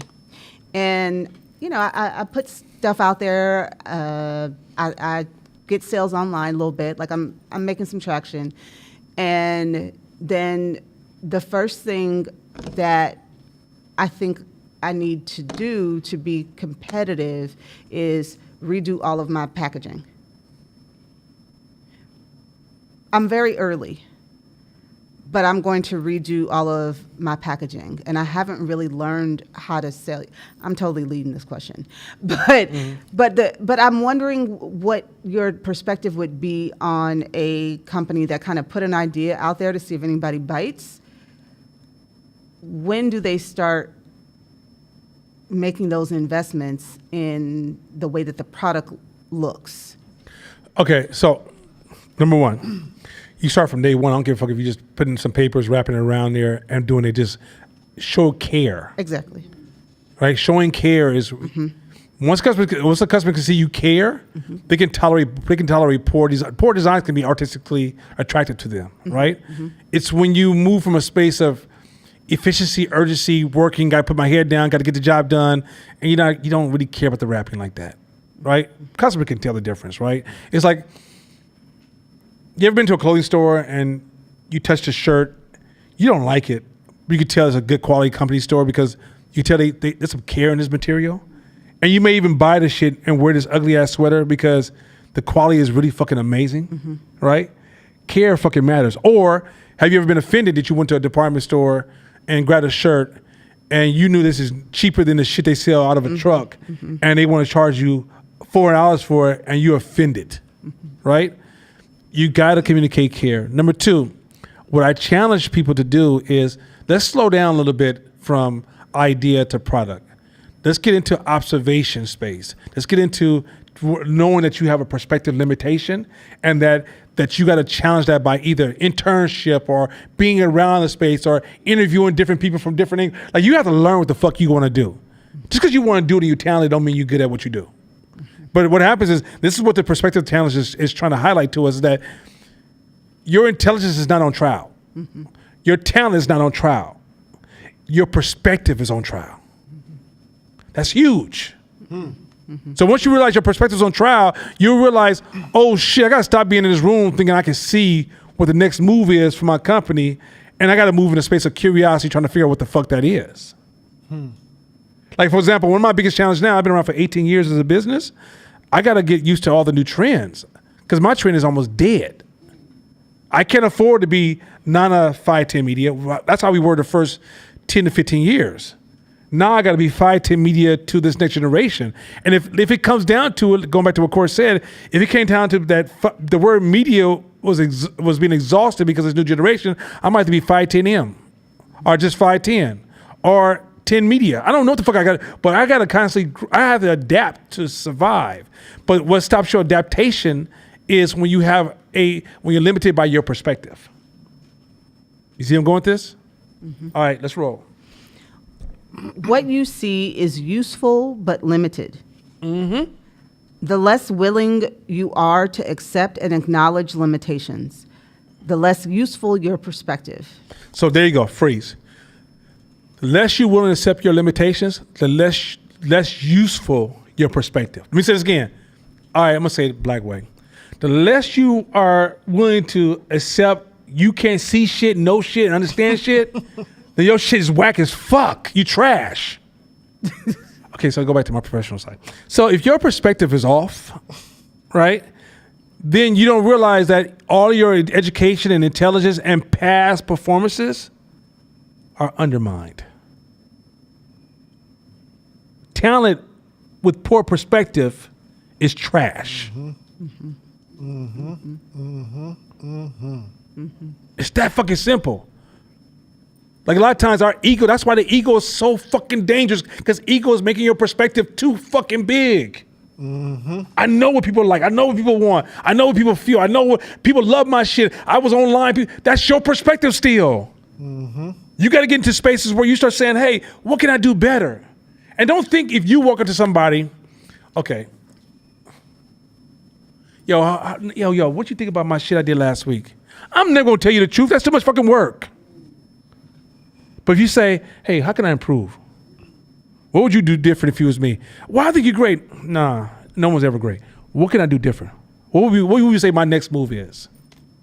And they will leak more and more truths to you over time. And then you talk to other professionals. Hey, what do you think I can improve on? You talk to clients, you just finish. Hey, what would you like to see me improve on? It's going to hurt for a little while, but after a while you get used to it. Look, when I was younger, you understand me? I got to go back to old Nana for a second. When I first started getting at them, you understand me? And the first time I received rejection from a woman, that shit kind of, ouch. Shit stung. Tell you, these young men, stay with me. It hurt. Court knows this. Court's a senior in my world. You understand me? But it hurt, right? About 5 women in, you don't feel that shit no more. I'm talking about getting at them. You understand me? Getting at them. You understand me? You understand? Look here. Y'all got another game. I ain't got time to teach y'all this shit. You know what I'm saying? Y'all ain't teaching no Dr. Seuss class tonight. So the point is this. So it gets down to this. The same thing happens with business feedback. The first 5 or 6 are going to hurt. But it's going to go away. After a while, you get used to it. Because you'll realize you're bigger than this shit. What I mean is, okay, if a woman goes, ugh, I ain't fucking with you. Okay, cool. Hey, listen, what's up with your friend over there? Right? And you can just keep it moving. All of a sudden, you'll find the rule of the pretty woman only dates the pretty man, that rule doesn't exist.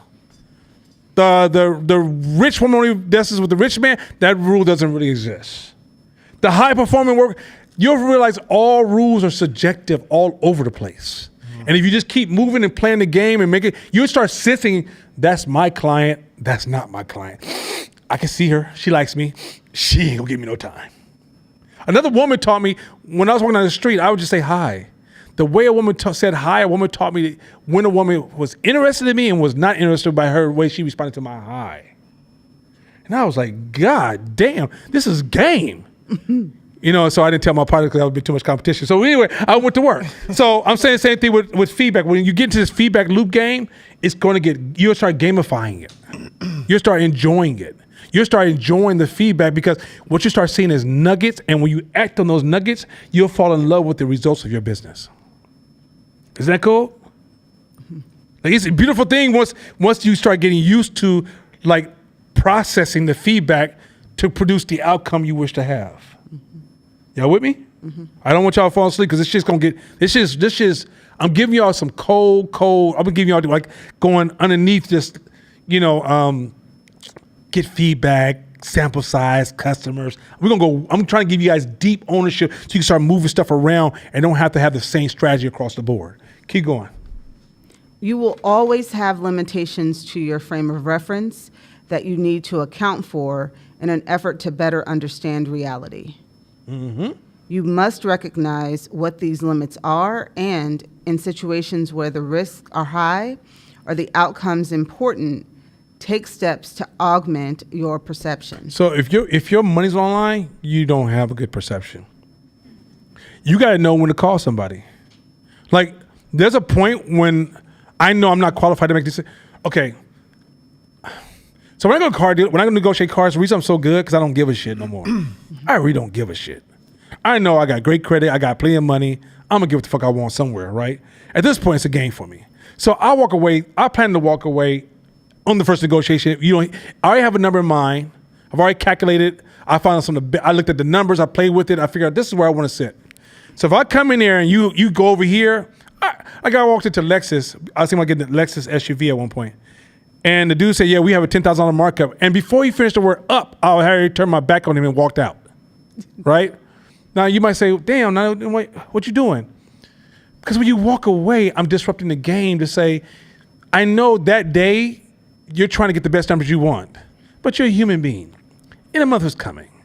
And the numbers didn't go that well at that dealership. I might get that phone call. And there's gonna be some negotiation and some give or take. And before you know it, my numbers seem like $8,000, $10,000 cheaper, right? I know that. Now, if I don't know that, and I walk into that same space and I really want that car, he or she's gonna win every time. Mm-hmm. Every time, right? So if you do really want that car, it's best to call somebody who's a good negotiator, just as good as you, who don't give a shit. I got a friend named Noah. If I don't want to negotiate, I call Noah. Noah will crush your ego because he don't give a fuck. So if I really want that car, Noah, I need you to negotiate this for me. I got this, bro. right? But what I can't do is take another person who loves a car just as much as me either. Right? Man, you know that is a good deal, bro. Oh, this motherfucker. No, he didn't. Like, so I need somebody. So this is important. So when you run your own business, understand there's certain points in your own business you are incapable of making good decisions. You're too close to the perspective. Keep going. Take it. Okay. Next. So you have to learn how to design your business, your communication with your staff. A lot of turnover, like even making it where it's a group decision because you realize I can't make this decision. I'm looking at my bank account. I felt a hit last week. Now I got to take this next risk. I don't even have it in me, but I need to take this risk. So, all right, I'm gonna bring Shabish in. Court, come on in. Let's have a conversation, and then I'm gonna make it a democratic process and take it through a system where I'm gonna allow us coming together to emerge a decision because I can't make this decision no more. I do this all the time. I'll tell you, this is one of my super tools. Go ahead, next slide. The reality of multiple perspectives is critical to understanding the world and your place in it. Mm-hmm. No, real quick. That phrase she just read is critical to understanding the world and your place in it. If you don't get perspectives, you are a child in a grown people world. If you have a slave mindset, which most black people do, because we're still fighting to come out of slavery and Jim Crow ended in 72. And that's some of our grandmothers, right? Some of us are born, I was around in 72. I wasn't that big, but still I was around. So I got that education. I got that Jim Crow teachings. A lot of times the way we cope with the world is we huddle around ourselves and we tell stories to make sense of a chaos we don't understand, and we build group perspectives. So a lot of times you'll say, black people were the most oppressed people in the world. I promise you there's a lot of dead people will tell you, no, I don't know how I feel about that, right?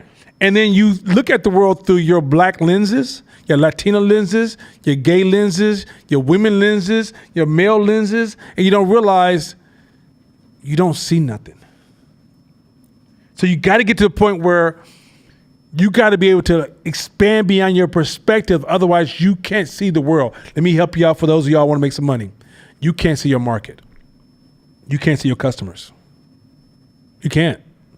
Okay, I was talking to a young man today and I said, listen, man, this young man start reading an hour and a half a day. I've been coaching at the gym. Young brother, he's dope as fuck. Like, he's gonna go places I can't dream of. So he's like, yo, hour and a half a day? I was like, yeah, I'm gonna lock it in. He's that kind of kid.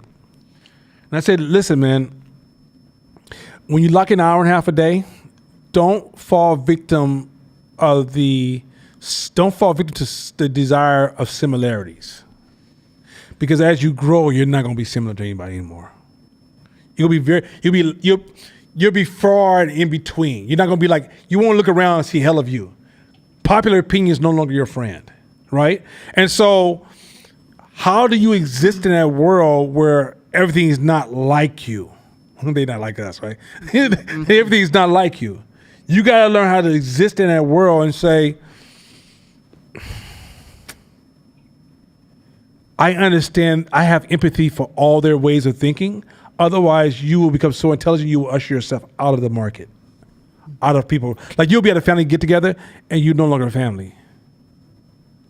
You got to be able to be in a space of differences and move in a space of empathy as opposed to doubling down on your intelligence, doubling down on your money, doubling down on your success, doubling down on your expertise, doubling down on your career growth. Like, you have to know how to move. And this perspective thing will allow you to stay human while becoming successful, which is part of the loop that keeps you psychologically sane.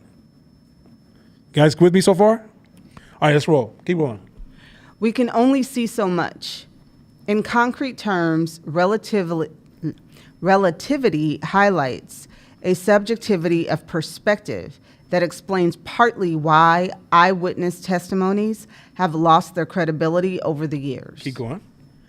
Perspective taking in psychology refers to the ability to perceive a situation from an alternative point of view. Mm-hmm. We are not born with this ability. So this is not something you're born with. to actually look at things from a different position, you're not born with this. You have to develop this. Because your brain, the first thing your brain is fight, freeze, fight, and freeze, flight, and fight. Freeze, fight, flight, fight. Yeah, you know what I forgot. The three F's, right? There's no 4. Fuck. Freeze, flight, fight, fuck. But the 3 F's, right?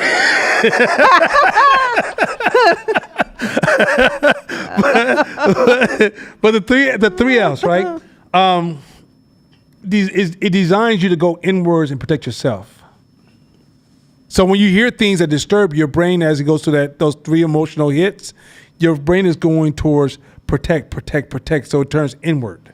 Where really you have to be able to go, problem just hit, let that emotional space happen within yourself. Like allow yourself to have emotional response inside. Like I literally call a lot of motherfuckers, and y'all never heard me say it before, but I've said it a lot, right? But I allow that emotional space to happen because when I was trying to fight that, I was wasting too much energy. Mm-hmm. Okay, I'm going to feel that, but I know those feelings are temporary. Just like when somebody cuts you off, I need to have that feeling. I won't never express it because I know it's stupid, right? Mm-hmm. But I might have the feeling like this motherfucker, and I go, you know that was stupid, right? Yeah, I know. All right, you know by the time you get home, you'll feel about this shit, right? Yeah, I will. But I gave myself a chance to just say it. So you say it on the inside. Okay, where was I going with that? I then got distracted by calling the 3 F's. Okay. So when you turn inwards from fight, fright, or freeze, or like the information, allow yourself to have a quick emotional moment, but no, you have to go outwards and go, why did they do that? Why did he say that? What are they going through? Context can change the craziest shit you've ever seen to something totally different. You can hear some dudes outside of his house. Some dude shot 3 people on the street. The first person he killed was this woman who was pregnant. You're like, fuck, that's horrible. Only to find out that the people had a gun to his daughter's head. Now the context just changed. Then you find out that because they had a gun to the daughter's head because the daughter killed the baby of the mother, and the daughter. Okay, now the context changed again. You see how context can keep changing as you get more and more context. But if you don't have context, all you see is he killed a pregnant woman. My God, give him 30 years. Mm-hmm. You see where I'm going with this? So this is why it's so important. If you go on the internet is a perspective. YouTube is a perspective generating machine. It's constantly pushing perspectives, right? Single perspectives. Watch any show on YouTube right now, any favorite show you could think on YouTube, and they're pushing perspectives. Even somebody reviewing products. You know, I don't like the Samsung because when I push this button, that click sensation, it's just, I don't know how, like, I mean, my thumb somewhere gets tired. If you don't sit your weak ass up, that don't mean shit to me. That's his perspective, right? I mean, there's things I purchased that people say was trash. I'm like, I love it because it fit my world. It didn't fit their world. Mm-hmm. And you got to know what you're looking for. Otherwise, you're letting people drive your decisions. It doesn't fit your perspective. Y'all do this in relationships. Y'all doing this in business. Y'all doing this in purchases. Y'all doing this in investments. Oh, you know, you need to invest in this. I'm telling you as a trapper, you need to. No, it worked for him. You don't own that perspective. Mm-hmm. And until you own that perspective, slow the fuck down. Your perspective means everything. All your efforts are undermined by having the wrong perspective. Roll. It develops throughout childhood. There are 2 broad types of perspectives that we learn. Differing physical perspectives, such as that the view out of your neighbor's window is different than yours, and conceptual perspectives, such as that people have different feelings or beliefs that in turn influence their perspective. Okay, so let me say this real quick. The hood, one of the biggest illnesses of the hood is everybody worried about their own perspective. Mm-hmm. No one thinks about anybody else. If you're doing a sideshow on a block, you don't give a fuck about the people's perspective on that block. Mm-hmm.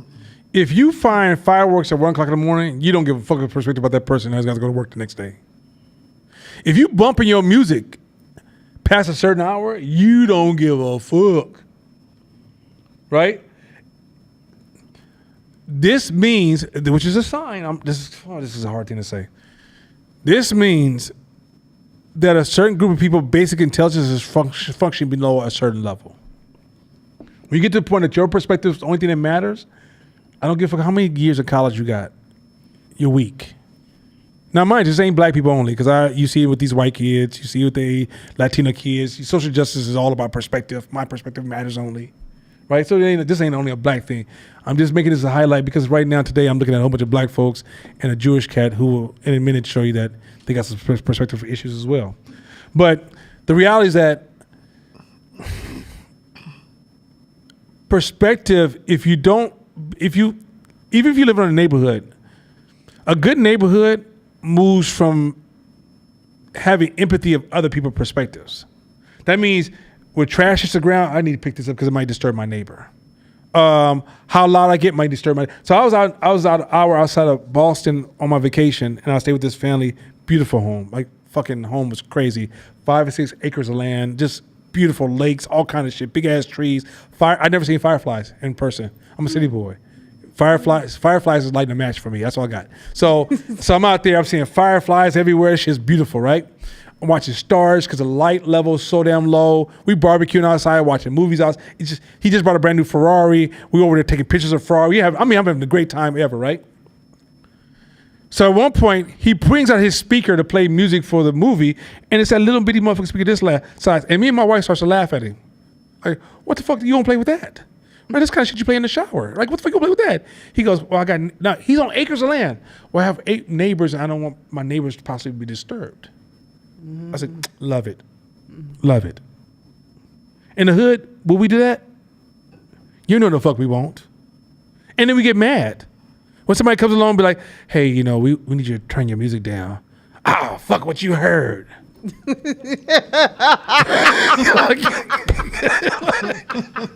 so it just doesn't translate. So anyway, all right, let's go. Oh, that took me out. Okay. Some conditions can negatively impact the development of the ability to fully understand a different perspective. Mm-hmm. And although the vast majority of us are capable of appreciating the wide variety of perspectives that exist, we are often lazy about developing this ability. This is a lazy space. Mm-hmm. Look, okay. You want to stay a small business for the rest of your life? Don't do this. Mm-hmm. Large companies, they master this shit. The ones who don't, like for example, why does Google products always crash? Their product department, they have the worst perspective game in the world. They have smart technology. They have the worst perspective. So they put out shit all the time. They don't think about, they think about that. Apple? Oh, them a beast when it comes to perspective. Not to say they don't get it wrong sometimes, because I think those goggles got it wrong. But, don't even fuck with them goggles. $3,500 for them fucking goggles. Okay, but this doesn't make no sense. Got me looking like a fucking fly. Anyway, the thing is that, but you look at the way they design a lot of their technology, a lot of their tools, even the new iPad Pencil. I don't know if you guys worked with that yet. That shit is way better than all the other this pen from Samsung and other. Perspective. Developing the ability to see other people's perspective is critical. Okay, let me make it simple for you. Not seeing other people's perspective is trying to run through a big ass forest with no fucking direction. You got to be lost. Perspective is how you navigate. It's like the map is not the terrain, meaning that all of us are mapping reality, but most of us are not really seeing reality. The way you create your map for your business is through understanding other people's perspectives. Hey, you know what you're also teaching simultaneously with this is branding. 100%. You're teaching branding. 100%. Because if you're so caught in you, you don't even have a brand. Your brand is how the customers view you. So if you're not practicing that game, you don't know how to brand. At all. Marketing doesn't exist for you. Marketing is you creating pretty shit. Go ahead. I have a question. Earlier, you were talking about how you build in things to kind of work with some of maybe I'll call like your impulses. Like, okay, I'm going to be emotional. That's a thing. So I'm going to build this in. And so in this case, what I'm interested in is like the impulse of my intelligence and how to build in things around that, like in the moment, right? So could a skill to replace the instinct to go into perspective be something that could work here? Because what I'm imagining is, here's the way I'm thinking about it.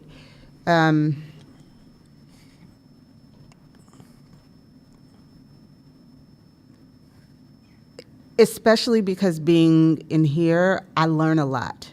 And I learn a lot more than most people care to learn. A lot of what we've read have talked about, like, some people just may not want to do this shit. I particularly enjoy it, right? And so it puts me in a position where, I have the ability to do that. What I don't want is for it to go from being a tool to being a snag. No, it's well, okay. So I'm trying to think about, like, what is there? So let me say two different things. One, so I was watching a show on weight loss, and a doctor said we don't really have good data about weight loss or proper aging and working out, because if you look at when they pull popular sample sizes, most of the public doesn't work out. So you don't. You say, well, how long should people live? Well, most people don't work out, so I don't know what the fuck that is, right? So they just made these sample assumptions based upon what this. So a lot of times when you're trying to pull specific information, the popular ideas and popular opinion is no longer your friend, right? So when you start to move like this, you're not moving amongst the popular rhythms, you're moving amongst the leadership rhythms. Sure. Right? What this should help you do is develop a process from idea to market, as opposed to where most people do, they go from idea, a lot of emotions, drop it in the market.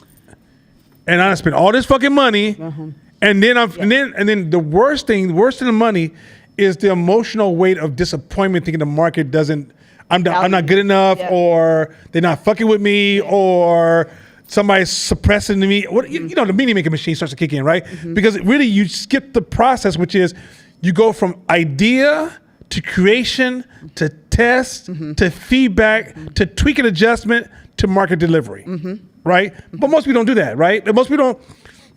How many times have you seen like an investor come into a business and you selling 10 products and throw away 7 and say, we selling these 3 right here? What the fuck? You're so close to perspective. But this cherry version and this peach version and the apple version is just, my grandmother used to make this one for me. No one's buying that shit. They want these 3 right here. This is what's going to allow us to scale. If you gain more momentum, because I'm on the outside, I realize I just look at the numbers. The numbers said these are moving. Your story got like making them all look equal. They're not equal. But yet you're spending money on this other stuff, meaning that you're underinvesting on these 3. So if you start spending on this shit they ain't selling and only invest in these 3, not only will you gain more velocity and you have more locations, but you also won't no longer starve them from buying shit that don't matter, which is the noise of your resources. So you guys, hopefully I didn't lose anybody. Everybody still with me? Okay, perspective is so fucking cool. Keep going. Relativity. Keep going. We finish this one? Yeah, next one. Okay, go ahead. When considering an eyewitness testimony during a trial, there are many aspects to consider in order to understand that person's perspective. Thank you. So, like, for example, if you give me a witness of what you saw, I can just, okay. I was in a meeting with a PhD professor or president of a college, and they told me they were facing a problem with the protests. And I said, did you get a chance to listen to the students? She said, yes. I went down there and asked them what they thought.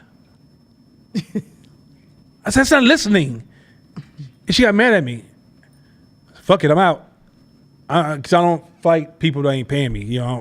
Fuck it. Like, I used to fight and argue, but I realized that was my problem. So I'd be like, they're not listening. You go chop, chop, chop, chop, chop, chop, chop, chop, chop, chop, and get mad. Oh, you're real emotional. Okay, well, call me back later as you work on your idea. Anyway, keep going. First, there are the physical aspects. How good is that person's vision? How good is your vision when you saw what you saw? Keep going. What was the light like at the time? Oh, yeah, keep going. How long did they have to observe the person in question? Keep going. But there are also a host of psychological This is the ones. shit that's so cold. Keep going. What mood was the person in? What mood was the person in when they saw what they saw? Were they rushing to get somewhere? Were they busy when they saw something? Had they just had a fight with their spouse? Come on, let's go. Do they have an incentive to take a certain position? Stop real quick. This is why, okay, gossiping. This is why you don't gossip. You know why? What's wrong with gossiping? Can you see what's wrong with gossip right now? You have emotional commitment to a certain perspective. I don't know what the fuck you're saying to me.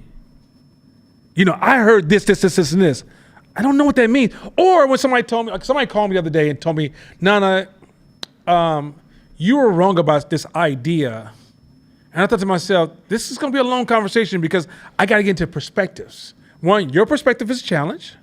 Two, what you see, and you say, if you say, okay, I was watching this person, they became successful. What you can't see is all the stuff that went into this success. So you have a very narrow perspective because you're over invested in their success. You're not invested in all the stuff that went into achieving their success.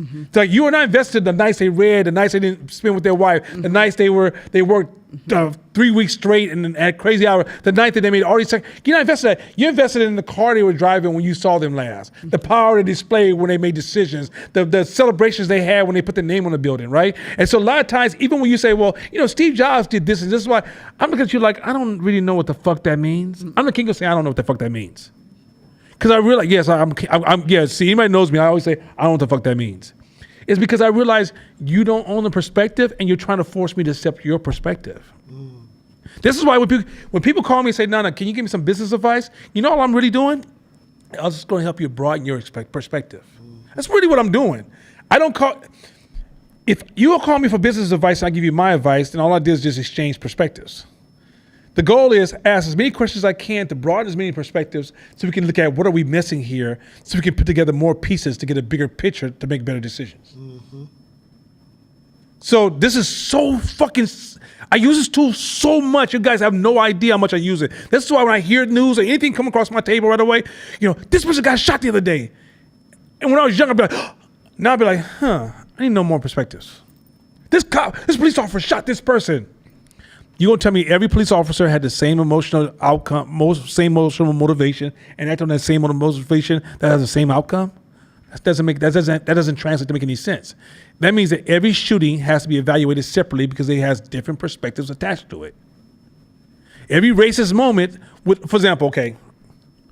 So as we all see, social justice is starting to make race and gender feel entitled, right? Like I should be able to do what I want, and you should accept me, right? So let's say a black person goes to an office to get a job and the white company doesn't hire him. And he says, hey, everybody, they were racist. My position is, I don't know what that means. I don't know, were you any good? What was the requirements? What was invested? What mistakes did you make? What was your brand before you arrived? How did you show up to the first interview? Did you create that? There's so many different things. So for us to constantly jump on the bandwagon of all these emotional movements, it shows your ignorance of your perspective game. You should never be attached to a movement or a popular belief system. You should not be attached to popular ideas. If Shakina trained at her gym and she took popular training ideas, she's trash. What you'll find is a lot of popular ideas are trash. The whole idea of I don't want to get buff, that's why I don't lift heavy. That's not true, but it's one of the most popular ideas I've ever heard, right? So you can't embrace, when you're moving in this entrepreneur world, this is where we start becoming so eccentric. This is what's gonna make you feel different when you're around other people, or people like, you're different. Because you're looking at perspectives of everything and you're slow to act. You never move quickly. If somebody comes to you with like an inertia of this is happening in society and you need to be a part of it, or, you know, a vote or die, or when the George Floyd movement was happening, the first thing Nana did is step back and go, perspective.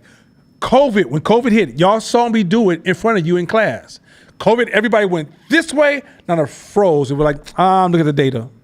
I'm looking at context. I was looking for perspectives. Because I knew that people were scared, and when people are full of fear and emotions, I can't trust your advice no more. You're too close to you're too emotional to trust your opinion about COVID. Keep going. And what about the biases? We didn't finish that. Yeah, keep going. Yeah, keep going. Do they consider certain ethnicities as more likely to commit crime? Pause. That's it right there. That's a superpower. That's another superpower. Let's say you don't like white folks or racism, or you don't like men because of what they've done to women. You don't like women because you're a weird dude.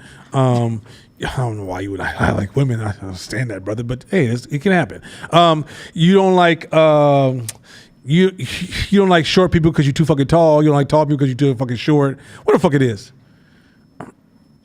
You cannot trust most of your thinking around the opposite groups or the groups that you oppose.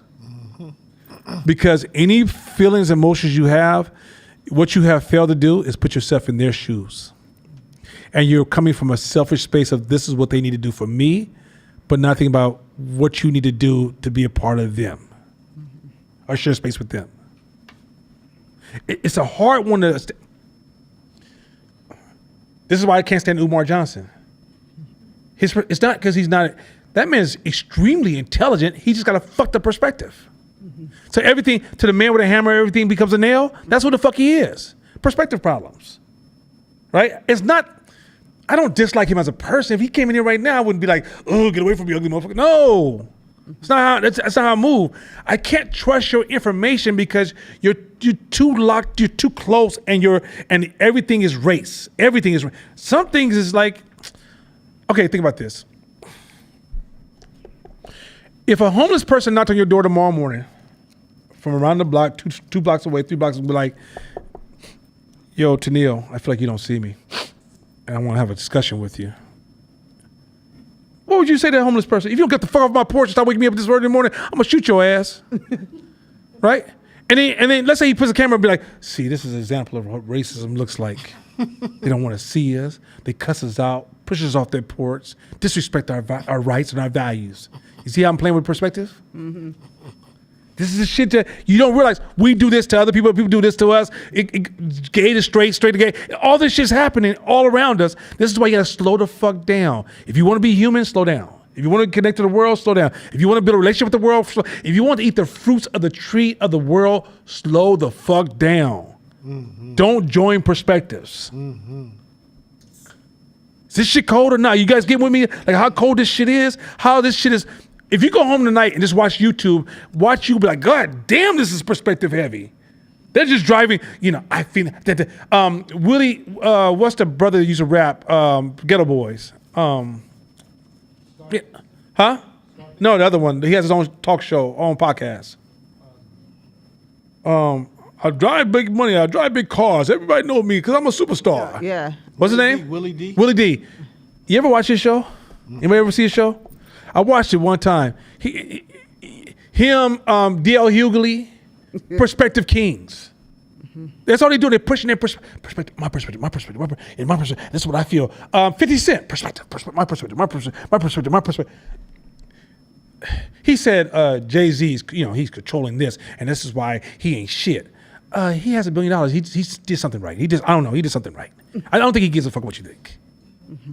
Right? But it's like, these people are out there, this person gave this opinion about this person says something, and I get it. It's a money-making industry. That's what Shannon Sharp's show is allowing people to tell their perspective. Cat Williams had one of the highest watched shows. All he pushed was his perspective. Mm-hmm. Mm-hmm. It was no insight on that fucking show. It was, I think this, I see this, I feel this, I know this, because I am somebody who can see all this. That makes me special. My jokes might not be as funny as they used to be, but guess what? I see everything. Y'all lost y'all fucking mind. Perspective. That's why I'm slow to move on stuff. And then people look at me like, oh, nah, you just be hating. No, I don't hate. I love all these people. Like, if Cat Williams was hungry tomorrow, I'll be the first to be like, yo, here you go, bro. I don't hate people. I'm saying I don't listen to people and adapt their ideas because I see a flaw in their approach, not them as a person. You want to go with this? Go ahead. Mm-hmm. Get a microphone. I had a question. Could perspective be like gossiping? Oh, it is. That's all gossiping is, perspective. That's all it is. Mm-hmm. That's why you have to be slow to listen to gossip. Slow to, like when you're in the office and you sit around and like, okay, I used to be in a big corporation, right? And when I first started a corporation, I was young. I was listening to everybody gossip By the way, you know Keisha Cole. That's what you mind your Keisha Cole a little bit. But anyway, so am I lying? Did she mind your Keisha Cole a little bit though? I mean, they don't look exactly the same, but they could be sisters. Anyway, okay. So I was like, who do you remind me of? And I was like, oh damn, that's who it is, Keisha Cole. When I first worked for a corporation and I was talking to the people at the bottom level, we was all sharing like, this is what the boss is. And I realized when I finally got a role as a manager, none of the shit they said was true. It was their perspective. Then I got a management role. I would listen to that role, and I realized they had a lot of limitations because they had their perspective. And then you realize the people who had the highest interest in figuring out everybody's perspectives were good CEOs or good top leadership. Realized they had perspective limitations, and they was constantly trying to figure shit out. And bad CEOs had a tendency to overdrive their own personal perspective, and they put the word Harvard or Stanford or Penn or Claremont colleges behind their name, but you're still trash because you're arguing a limited perspective. You see, I'm going with this. Like, that's why attaching yourself to a label is the beginning to the end. I love black folks, but I'm not part of the pro-black community because they have a limited perspective. But I will ride for black people over everything, but that means I have a broad perspective and I'm constantly trying to challenge. I am not loyal to any of my ideas. The only thing I'm loyal to is the progress and the velocity of black folks. I see the difference? Where somebody's in perspective, they're trying to get it done the same way Malcolm did it, Martin did it, Elijah did it, Garvey did it. That's a perspective limitation. You guys get that so far? Okay, let's roll. How predisposed are they to being helpful to police? All of this factors into what a witness believes they saw and helps explain why two witnesses can have remarkably different accounts of the same situation. So real pause. Because you have a belief, you can see the same thing I see, but your brain changes to what it needs to mean to you. And you will echo your interpretation, not what you actually really saw, because as you saw it, you translated in real time and real speed what you were actually witnessing because of your belief system. Next slide. In addition, our memories are not infallible. So this is important. Stay with this. Your memories are flawed. Keep going. We often think of memories as being like a video recording, capturing a scene with perfect fidelity. I saw what I saw. I know what the fuck I'm talking about. Okay, keep going. The truth is far more complicated. Our memories are highly subjective and malleable. We often misattribute memories, such as a witness thinking something they read in the news about a crime is something they witnessed. We are also highly suggestible, such as when a police officer asks us a leading question or uses emotive language. So okay, so let me. So y'all might see police get triggered. I know Shakina's had probably the worst in this room. Probably had the worst memory discussions with me in the world, and she probably got tired of me dismissing a lot of her memories. And the reason I dismissed her memories is because as she talked about her memories, I can hear influences. That's the key. This is how you could tell somebody. First of all, it takes a lot of work to pull a memory to be somewhat accurate. I don't ever, even your own memory, I don't care how strong your mind is, accurate memories is just not a thing, right? But if somebody is real emotional and their memory is tied somewhat to their value or some type of social emotional highlight to that person, it's even more questionable. It's more questionable. So if I say, hey man, I remember when I was playing basketball in high school, I don't believe nothing you're about to say right now. Nothing. I let you tell a story. I smile and go along with it because I like I'm playing dominoes, but I won't put no money on it. For example, I had a boy named Brian. The first thing I'll tell you, if somebody tells you in the investment industry about why you should invest your money and they keep telling you about all the highlights, that's like telling you, I want you to box against Tyson in his youth and tell you about the time I've seen Tyson get knocked down once. They didn't warn you about all the hits, blows, and losses. So in the end, they're manipulating you, right? But when a person does it, they don't know they're manipulating you. They're stuck only on one perspective. When they tell you, you need to invest your money. I had a partner of mine, B, and y'all might not know who he is, and he was pushing me to invest $300,000 of my money in the stock market. I was like, B, dude, first of all, I don't know anything about the stock market like that. 2, I got some investments. I already have my eyesight on, right? And he kept, oh no, you gotta, and he was just, he was throwing so much information at me, but his perspective was rich with information. And guess what I did? Didn't do it. Because my brain said, I don't own his perspective, and he doesn't own his perspective. He's too fucking excited about it, and he's not echoing all the losses equal to all the wins. Because investing is gambling. You're gambling your money. Don't let me ever tell you that when you're investing, it's a sure shot. You are gambling your motherfucking money. Like there's master gamblers, but you're gambling your motherfucking money, right? But if somebody tell you that when you go to Las Vegas, if you just play this, you're gonna guarantee to win, they fucked you. But you fucked yourself. And how'd you fuck yourself? Because you didn't understand that they were trapped in a perspective limitation. You see the game? So that's why anybody sells me anything and they just keep highlighting all the great stuff that goes along with it. I'll just watch you. Now I would get up, as soon as you finish talking, I'm gonna go online. When does that not work? Because I need to get a roundabout view of the fuck you just said to me. Otherwise, I'm a victim of I got trapped, got hooked into your perspective. So in the end, it's my fault because I take radical responsibility. Keep going. Our memories of the past are also distorted by what we know now, such as when a witness learns a new piece of information during a case and feels they knew it at the time. These and other common memory distortions feed into the subjectivity of eyewitness reports. So pause real quick. O.J. Simpson dies. Stephen A. Smith says, why are we celebrating that dude? Really? Some people got hella mad at Stephen A. Smith, but they're not old enough to remember how people actually saw O.J. before the crime. O.J. was a cultural sellout. Yeah. And he was proud of it. When the crime went down, we cared about his skin, but we didn't care about him. Over time, the story changed, and when he died, it was about him, right? R. Kelly was dating Aaliyah back in the days. When I was younger, we didn't give a fuck. Things change, and all of a sudden you're like, well, shit, he gotta go to jail, right? If you watch just popular cultural issues, you'll realize as generations move through it, it changes its meaning. Like even Michael Jordan, right? When Michael Jordan played basketball, it was unreal to watch that man play basketball. Right? He was Muhammad Ali just broke records and he changed his game and reached certain levels. When Kobe came around, nobody said Kobe was possibly in the conversation with Michael Jordan. He was a copy of Michael Jordan. Then LeBron comes along and people, but the new generation don't know Michael Jordan. They know LeBron James.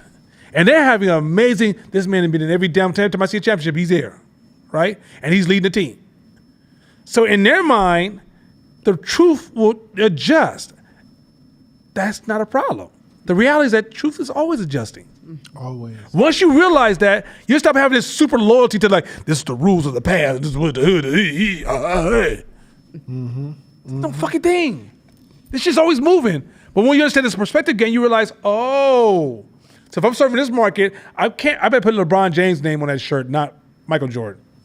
Or maybe for this generation over here, they still rocking Michael Jordan, right? You got to know the different perspectives. Otherwise, you might say the wrong thing because you caught up in your way of showing up. But the truth is not necessarily the truth because everybody's memory is fallible. Hey, that's so real. That made me think about back in the 50s where they were showing shows where men would slap a woman. And that was normal. I grew up in that. And that now is nothing. Like, that's horrible to do. Or I was having a business deal with a guy. He was an older white man. He looked like in his 70s. And he said, yeah, I remember when we integrated our high school with colored people. But he said it in a way. That was his era. That was his era. And that was a time that's what we were called. And the person I was with was appalled. Like, he wanted to jump over the table. And I'm like, yo, he doesn't even see anything he's doing is wrong, but his perspective is all perspective. All perspectives. Yeah. You guys are throwing away business deals and friends and trips and opportunities because you're trapped in perspectives. Keep going. That's dope. People rewrite and reshape their memories, often to fit their existing Their beliefs. existing beliefs. This is why when you look at history in the past, when you read history or you read situations or you see things, like you guys don't see the 70s, 80s, and 90s. They ain't today. They ain't not a copy and paste. And don't be surprised that your kids will look at shit you doing today is like, Mom, I can't believe you. Okay, go ahead. We often feel committed to our original perception and unconsciously adjust our memories to support what we think we originally saw. There you go. So our memory is being adjusted by modern day emotions and feelings. Next slide. Through the eyes of others, Here's a lesson, y'all. the limits of perspective are fundamental to how the world works. It's fundamental. Look, this class here is so fucking fundamental to the way the world works that I promise you, once you realize how many people don't embrace perspective development, you'll realize that most people are just echoing tribal ideas and not moving from a space of seeing people. And people who really are moving, I would tell you like Charlie Munger and what's his name? His partner? Warren Buffett. They know this shit. They know perspectives. They not just United States perspective, global perspectives. They know, matter of fact, big corporations, when they decide they want to go into a certain market, they take certain people and throw them in the market to gain perspectives. They will even hire people who have a relationship with that market to service the product or to deliver the product so they can make sure it's in alignment with their perspectives. They don't go around going, I got Coca-Cola, I sell Coca-Cola, I'm going to sell it to everybody the same way. It's not the case. Matter of fact, there's some towns that are Pepsi towns. There's some towns that are used to be RC Cola towns. There's some towns that they don't really drink sodas like that, right? And guess what? Coca-Cola, they're there too. They just change their name, change their product so they can adjust that perspective and still make money off that person. Right? Water. Shit, I'm gonna sell you water. Well, let's go. Y'all just drink water? That's cool. You know, I believe in that because that Coke shit is trash. So I'm gonna bring some water to y'all. We're gonna come to the same profit line because I'm adjusting the perspective. Where some of y'all are like, I gotta be me. I gotta be me. Okay, broke me. Okay, go ahead. As we have seen, considering multiple perspectives is the best chance we have to understand what is really going on. By the way, if you move like this, you start moving like Jesus. I'm being straight up honest. If y'all want to move like the Jesus in your mind, move where you start having empathy for different people's perspective. All of a sudden, you will change your relationships to everybody. Because now when you move, people feel like, damn, you really see me? And you learn how to negotiate your decisions that you make even in your personal life based upon different people's perspectives. Many of us are moving amongst other people. This is one of the curses of especially narcissists. They move amongst other people, driving their perspective, and they're breaking eggs every day, don't know they broke any of the eggs. They're moving from a good space. They're very lovely people, but they trashing all their relations. And behind the scenes, everybody's talking about how they don't like that person. It's not because of what they did specifically or their intent. It's because they missed the awareness of perspectives. Roll. Given that you can't go back in time to situate yourself differently, what can you do to augment your perspective? Come on. This is where thought experiments come in handy. Let's go. Think back to Galileo's scenario of the scientists conducting experiments on the boat. The scientists cannot hang out in the ocean and watch the boat go past. Our scientists can, however, imagine what the view would be like from the perspective of a fish. So pause. Did y'all get how dope that shit is? You have to imagine seeing whatever you're trying to push into the world, even yourself. Imagine yourself being the other person. I mean, every way. This is why you have to listen to people around you and really get to read on people around you so you can become them. So, like, for example, if me and Kaja had to work together, I'm going to analyze the shit like a Kaja. I'm going to watch how she dressed, what she eats, her choices. I'm going to watch how she gets mad on the phone, what makes her happy, everything, right? So then when I'm trying to make a decision that has to do with me and her, I'm going to become her. In my mind, I'm going to project myself into her. I'm going to see myself through her and be like, oh, shit, that wouldn't translate. Oh, okay, I can see why she would get mad. Even when she gets mad, I'm going to welcome those moments because it's going to allow me to say, oh, that's something I missed, a perspective I missed, right? I'm going to be so haunting a perspective because why? That allows me to jump into my customer's shoes. It allows me to jump into my vendor's shoes. It allows me to jump into their customer's shoes. It allows me to jump into my peer's shoes. It allows me to jump into my family's shoes. Like, so raising my daughter, I said it earlier, we talked about, if you stop spanking a child, you got to learn a different way of thinking. Mm-hmm. You know what? You know what's the heart of that strategy? Learn the child perspective. And you realize a child means no mean. They don't mean no fucking negative intent. They're experimenting, and their experiments are just going wrong. So can you handle them with that same? Can you handle them with that same gentleness? Like, yeah, okay, Zizi's queen of this. I can do it myself, Daddy. Oh my God, everything's over the floor. Okay, baby, you're a child. These things don't work that way. You see what just happened? Now you get it. So let's talk about what you can do different next time. Because I know I don't want to destroy your wheel, but that ain't gonna work. Right? And what I'm doing is that I'm allowing when the situations happen as opposed to taking those situations and saying, I've disapproved your action. I'm so angry with you. I can fuck you up, but I'm not. Right? That's crushing. Instead, what I say to them is, okay, that experiment went wrong. All right, let's try it again.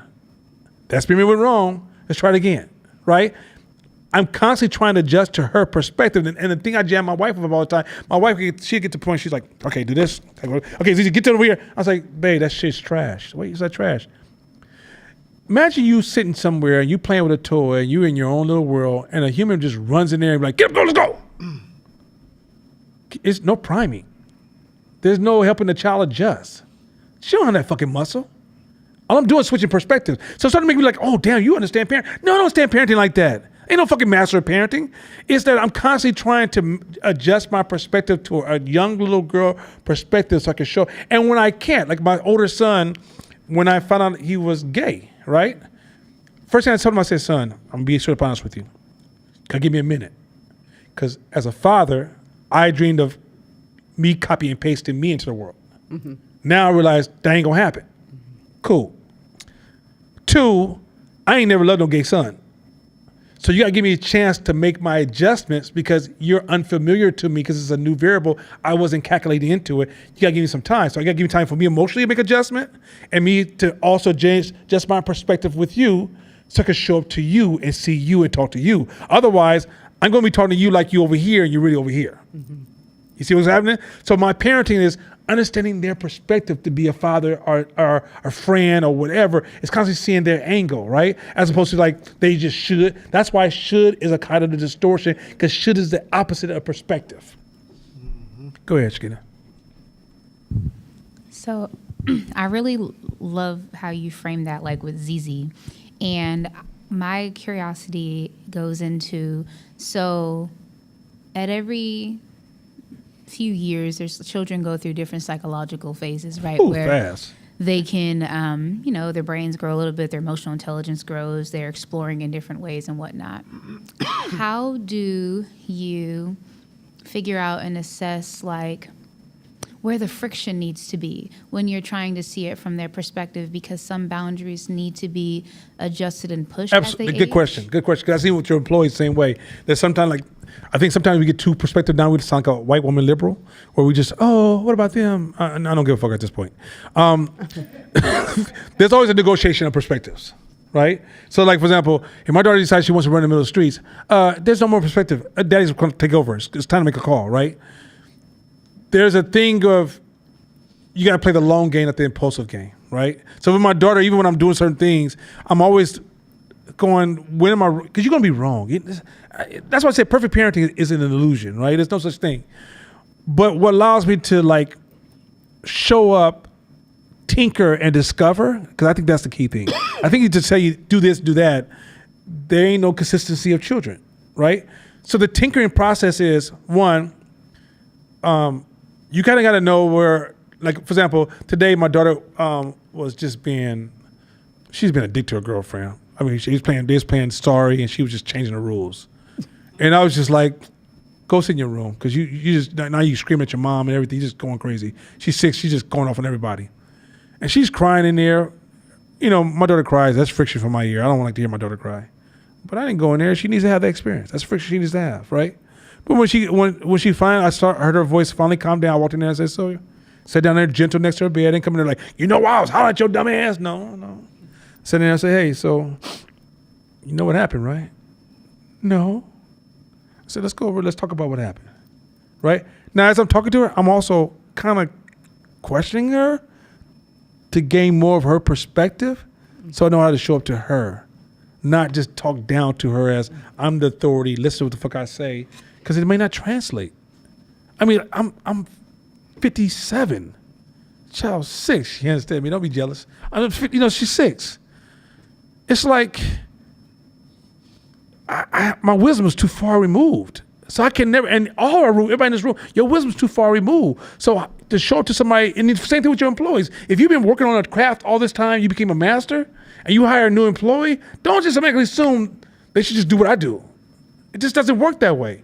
Matter of fact, that's why the rule is when you hire a new employee, you should accept them being 10 to 20% weaker than you, because if you don't have that tolerance built in there, you'll destroy them from micromanaging them, try to make them you. They can't be you.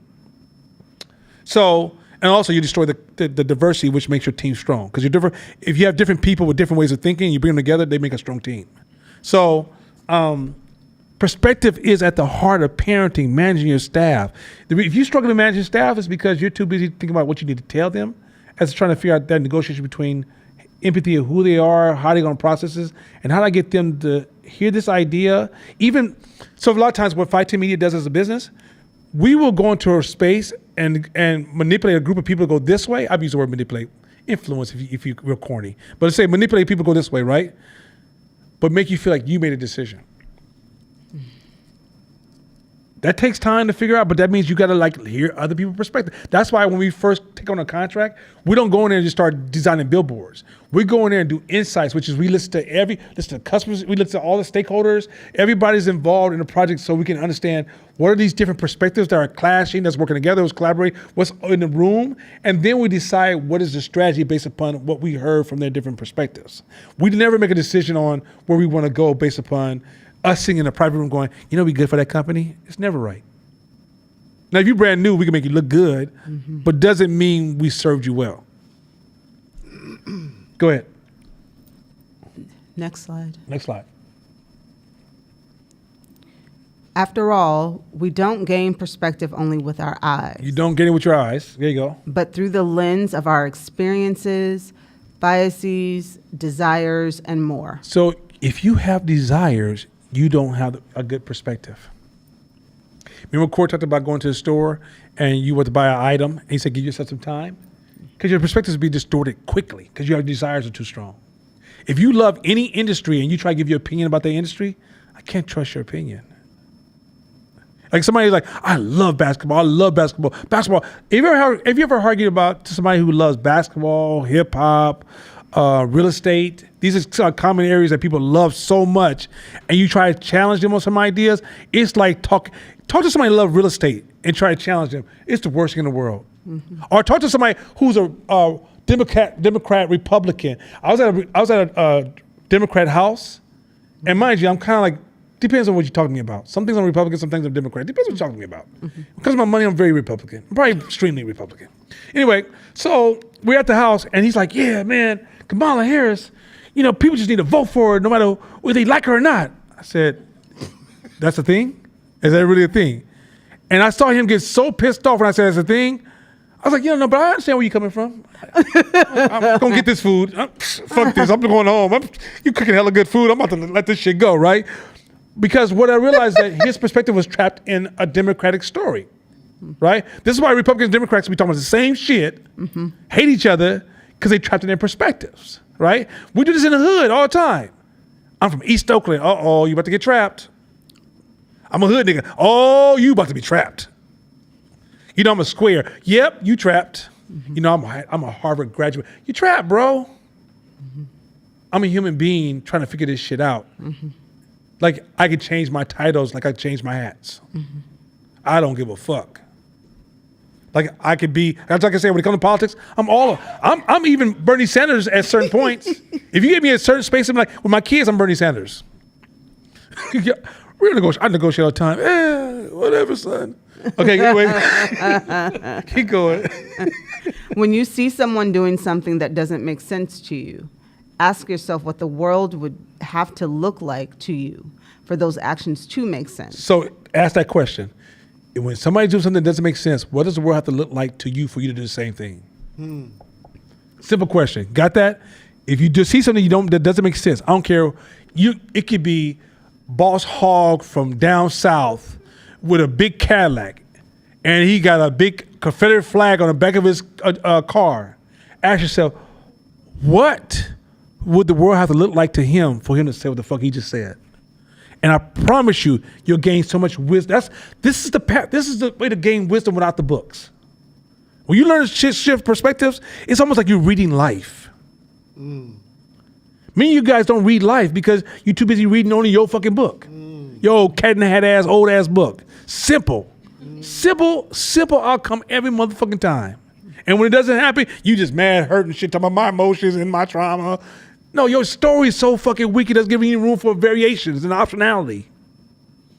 Your shit, the world ain't fucked up. Your book is just too small. Read other people's perspectives, and guess what? That's like one day you wake up, you got a fucking library. You got your own fucking AI. Keep going. While we all see our own version of events, the goal is to enlarge our perspective to be a closer representation of reality by removing some of the factors that cloud our judgment. One of the best ways to do this is by noticing and observing the details of what is going on around you. Okay. This is why rich people, you ever been around some really, really successful, highly rich people? Have you ever noticed how many fucking questions they ask? Mm-hmm. They just be sitting at the party talking about, they mean like, because they always eat in a weird way. It was like, they might have like a carrot or some shit. They're like, so what do you do? Huh. They won't talk about themselves. They ask you so many damn questions, and they be just walking around talking to people, asking questions, right? They're developing. They're growing. They're fertilizing their mental tree.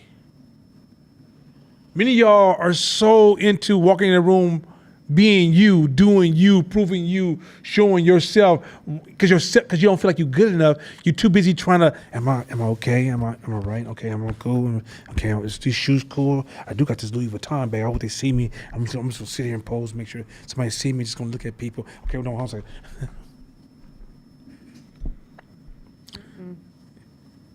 You fucked. As opposed to go in that room and like, hey man, what are you? This is why we told Court, go talk to everybody. Get outside your perspective. But if you don't talk to everybody, guess what's going to rule his thoughts? So think of your intelligence as the size of your engine, right?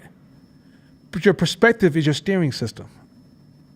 So if Court doesn't talk to nobody, his engine is strong. But he's a drag racer. He can't turn the fucking corner to save his life. So the more you learn other people's perspectives, you improve your navigation skills. You start hearing, oh, you think that? I never would have thought that. Oh, I didn't even know that existed. And all of a sudden you start seeing opportunities unfold. I'm getting to this lesson, but I'm kind of advanced because this is all going to tie to a series, another series. What you put in the world is what provides you what you get from the world. If you move in a world where you're only to yourself, then only self is there for you. If you move in a world where you're showing up for others and learning other people's perspectives, you're not doing it for them, you're doing it for yourself. Be very clear.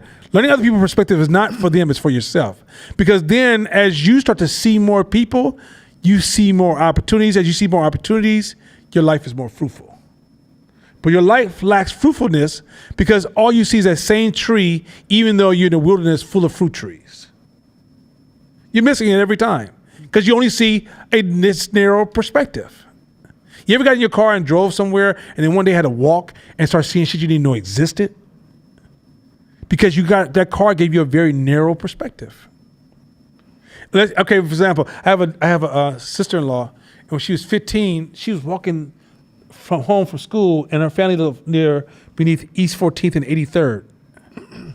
And she's just walking, and she's a pretty girl. She was not an ugly girl. When she's ugly, she's safe by default, but she's not.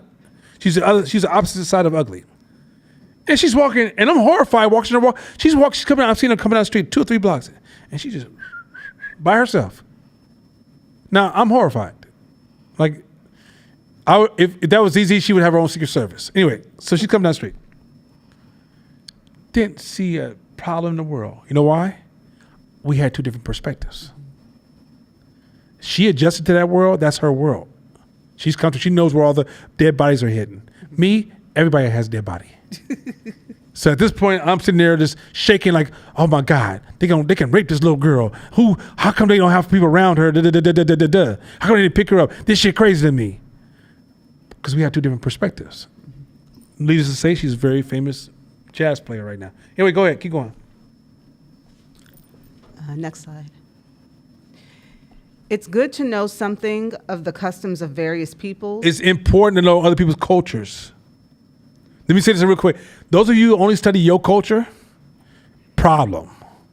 Those of you that only go to places where your people, every time you travel, you go to Atlanta, LA, New York, Detroit, down south, New Orleans. Ooh, I'm international. No, you're not.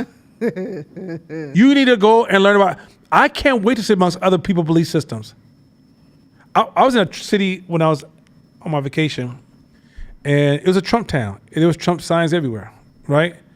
White people were the nicest motherfucking people I've ever met in my life. Everybody's speaking. This one guy pulls up, some of his teeth missing. You can tell like he's a hillbilly white boy, like he don't give a fuck. He with that shit, like kind of one of the white boys you don't hit. Like I'm just warning you, black people. If a white man pulls up on you and he's an F-150 and he's missing a tooth, I suggest you have a conversation. Don't use your fist. So anyway, he pulls up behind me.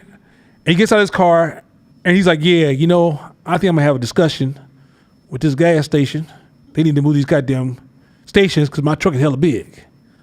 I start cracking up like, so you was going to tell him to move the goddamn station around to adjust your truck? He's like, yeah, goddamn it.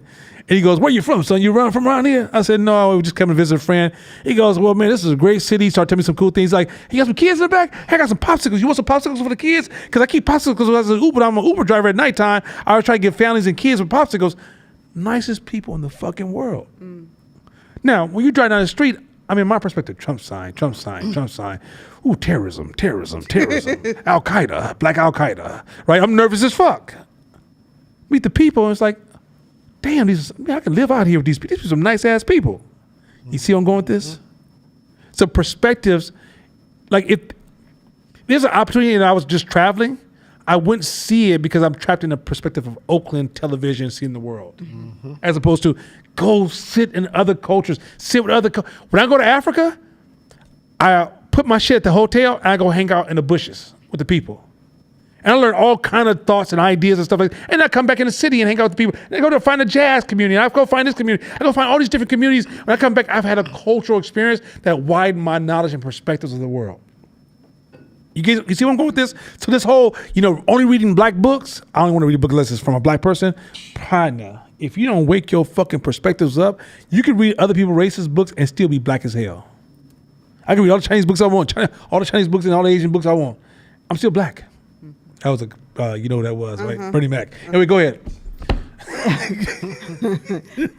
So it's good to know something of the customs of various peoples so as to judge our own more soundly, and so as not to think that everything that is contrary to our ways is ridiculous. Come on, y'all seen black people talk like this, right? When we see things that's different, see white people do this and black people do that. That shit's stupid. As you go, you be like, oh, that shit was smart. I should have been doing that shit a long time ago. But it's like, or you think your culture, your shit don't stink until you sit with other things. You're like, oh, shit. Or you might judge something that you're doing as being amazing because you ain't seen what other people have done the same thing and it failed. Or you may think something that's weak that you're doing and not realizing once it gets to other cultures, it's successful. There's things that China's celebrating today that Americans don't even acknowledge. Once you start to move amongst other cultures, you're going to realize you're not trapped because of opportunities. You're trapped because your limitation on perspectives. Roll. And against reason, as those who have seen nothing have a habit of doing. What do you say? So those who ain't seen nothing, let me just translate what the fuck that said. It said, those of you who haven't seen nothing ain't doing nothing. This is again, those of you who don't see nothing, that means when you travel, when I go overseas, they call it the American style traveling, where when you go places, you try to have American experience every place you go. You want to eat American food, you want to see American style hotels, you want American conveniences, right? Y'all know when y'all go to New York, there ain't no paper for the toilet seats? I don't know if y'all know that. I didn't know that, huh? You know, like when you go to New York and just go to a public restroom in a hotel, no, there's no paper for the toilet seats. Right? Make a decision. Anyway, point is this. Those of you who ain't seen nothing ain't gonna do nothing. Even if you build something locally, when it expands and grows, those you ain't seen nothing can't do nothing. If you in your own city and you only hang with your crew, those of you who ain't seen nothing ain't gonna do nothing. I don't fuck with black men. I don't fuck with these hoes out here. Those of you who ain't seen nothing ain't gonna do nothing. I don't like white people like that. Those of you who ain't seen nothing ain't gonna do nothing. Go see. Look, you can go see what other countries. You don't mean you have to sleep with them people? You don't have to eat everything. You gotta get exposed to grow perspectives to understand the world you exist in. And I promise you, it looks nothing like the world you was in when you were just with your little small ass crew. Looks nothing like it. Mm-hmm. Next slide. I think one was done. Okay, go ahead. There is. Oh, this is hella tight. Keep going. There is a fascinating story. I'm gonna do this slide here, and then we're gonna call it a day. I'm probably gonna make this a part 2 because this goes further. You know, this shit goes further. Perspectives is not. Y'all thought I got this shit. No, you don't. It goes further. Keep going. There is a fascinating story of 6 Muslim students landing in London in 1815. One of whom kept a diary of his observations and experiences. The story provides a gateway to exploring the effects of bias and how to look at the world through another's eyes. So the government told them, look, we're not performing at a high level, so I'm going to hire you students to go to these countries where they're performing high, France, England, United States, I think it was Iran at the time. They was in partnership with Britain. They say, look, I want you to go to these places where they're performing at high levels, and I need you to unlock why they're performing at high levels. Why are these white people whooping our ass? Why are they running the top of the game in the world? Now, I want you to understand what this translates based upon perspective. Imagine you being black and you found that white people went to Africa to say, why are they doing so well over here? Why is their colleges working so well in Timbuktu? How do they build those pyramids? How do they design this mathematics? And today you would say, they stole it. Mm-hmm. They learned it. Cut that language out. Because you're going to need to learn it as well. Ain't no such thing as stealing. If you sit with a group of Asian people and they show you some shit that they doing that's superior to another culture, you learn it and you take it home and then you still got to rebuild it. Mm-hmm. So what you'll find is that this is how the real world moves, but in the black community, we call this a crime. Right. But the government or Iran said, go to the Europeans, learn their ways. Don't get caught up in all this stuff and watch what these cats discover. Go ahead. Britain and Iran were allies at the time, for the moment politically aligned. From Iran, the students had been sent by their prince to learn what the English were doing that was giving them such power in the world. Come on, let's go. They were to gather knowledge on technology, medicine, military matters, and anything else Iran could use to gain an advantage in dealing with their neighbors, particularly Russia. Watch this real quick. They stole our technology, they stole our medicine, they stole our military, they stole our matters, they stole our gods. And by the way they act, many of them lost their mind. You see how the fuck we talk about this in our songs even? This has been our cultural theme that they stole. No, they had incentives to steal this knowledge because they had another group called Russia over here that they's like, these big bad dogs, we got to deal with these motherfuckers. And if these dudes are doing so well, we got to figure out how to do this shit. Now, it depends on what perspective you are at, you see it as a stolen act, but for them, it was a survival act. Going back to what Court said earlier, when you build a business, you're not going to be loved by everybody because you're changing perspectives. So as you change perspectives, they're going to read into it with their meaning making machines. Oh, this is why he's doing it. Oh, Jay-Z just did this. He just did this. No, Jay-Z's fucking amazing for whatever the fuck he did. But you're looking at it from this perspective, which 50 Cent tried to encourage that Jay-Z is not all that because he only became successful because he married Beyonce, which is like, That's not true. That's off. Your timeline is fucked. That's but anyway, not true. the key point is this, is that people are going to do that to you because of perspective change. Because when you change who you are, they're going to read into it from their perspective. So you got to accept that that's part of the game of growth. There's a cost to growth. You don't get to grow for free. So once you grow, people are going to read into it and go, oh, Nana does. I can hear shit about Nana this, Nana that. Nana hates on me. Do you realize I have nobody I hate on? Do you know there's nobody I wake up in the morning and go, I wish that motherfucker could die. That's what I told you last week, Josh. I was just a little high. But no, I don't. There's nobody I hate on. I have no hater. But there's rumors out there that there's people I don't like and I hate on, because as I grew, they took my growth as an attack, insult, disrespect, or interpretation that it meant this to them, because they have their perspective trying to judge me from my perspective. But remember, what I know here won't get me here. So that means I had to become a different person to get here. And when I want to go here, a different person. So every time I climbed a step, I had to become somebody different. So as you saw me change and they didn't understand my causation, my motivation, or my incentive for change, they read into it from their perspective, which meant, you know what, he must be an Illuminati or getting hooked up, or he must be sleeping with somebody, or he must be, whatever you come after that, it's your perspective. See where I'm going with this? So that's why you can't, any of those rumors about, oh, why this person became successful. Like, the reason I can listen to P. Diddy's conversation, I don't know what he did or didn't do. I'm not for him or against him. I just know that there's a perspective challenge that challenges the conversation around him. Even the R. Kelly trials, when I watched the discussion, I saw perspective challenges. I'm not saying that man should not be in jail, because there's some truth there. Where there's smoke, there's some fire. But a lot of those women, I don't know. Perspective problem there. Because, you know, he's a rock star and he didn't fuck with you after he fucked with you. So I'm not sure if I can take you as So for you to take all those eyewitnesses equally, even with Bill Cosby, I don't know perspective. Because of the level he's at, I'm not saying, once again, I'm not arguing for these cats. I'm saying when you change perspective, when Michael Jordan says Republicans buy shoes too, I get it. I don't say if I agree or disagree, I get it, because he's in a different perspective than I am. When I was a poor kid in the hood, I was offended by that. But I understood I was broke. I was broke. He wasn't.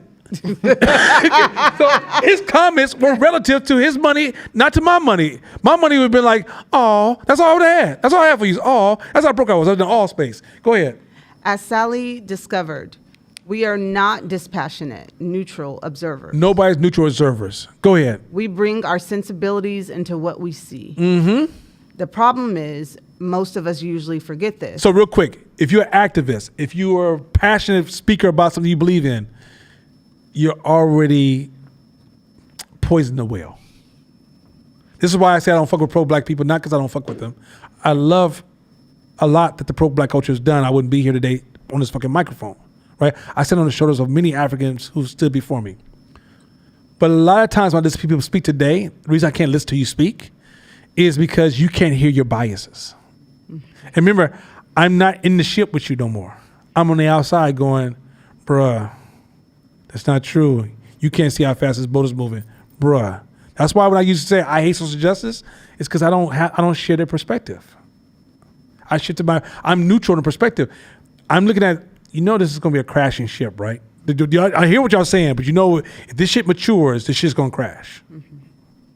It's not that I don't want people to have rights. This is a bad fucking strategy.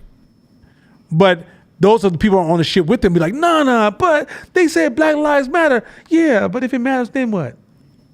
How the fuck does go to Castlemont right now and be like, hey, listen, mayor's office, Governor Newsom said that Black Lives Matter. I'm gonna leave y'all with this certificate. I'm gonna come back 6 years from now and see if the school improved. Fuck no. Them kids need to remove the friction of information. They need opportunities. They need investments. They need a lot of shit. They need black folks who are the parents to show up at the fucking school and help out. There's a lot of shit that schools need, right? So a lot of times I see these movements, I'm looking at that people are committed to this idea, and they gave they received $9 million from people buying into their perspective. No results, perspective. It's all it was. Black Lives Matter was a perspective-based movement that received $9 million. I want you to understand that. It's not a shot against those girls. Whatever they did with the money, they should have fucking did it. Because your dumb ass should have gave them that money. I'm serious. Give me $9 million because I said something cool last night. And then try to audit what I'm doing at the strip club. It's not just throwing out money in the air. Yeah. You would go ahead.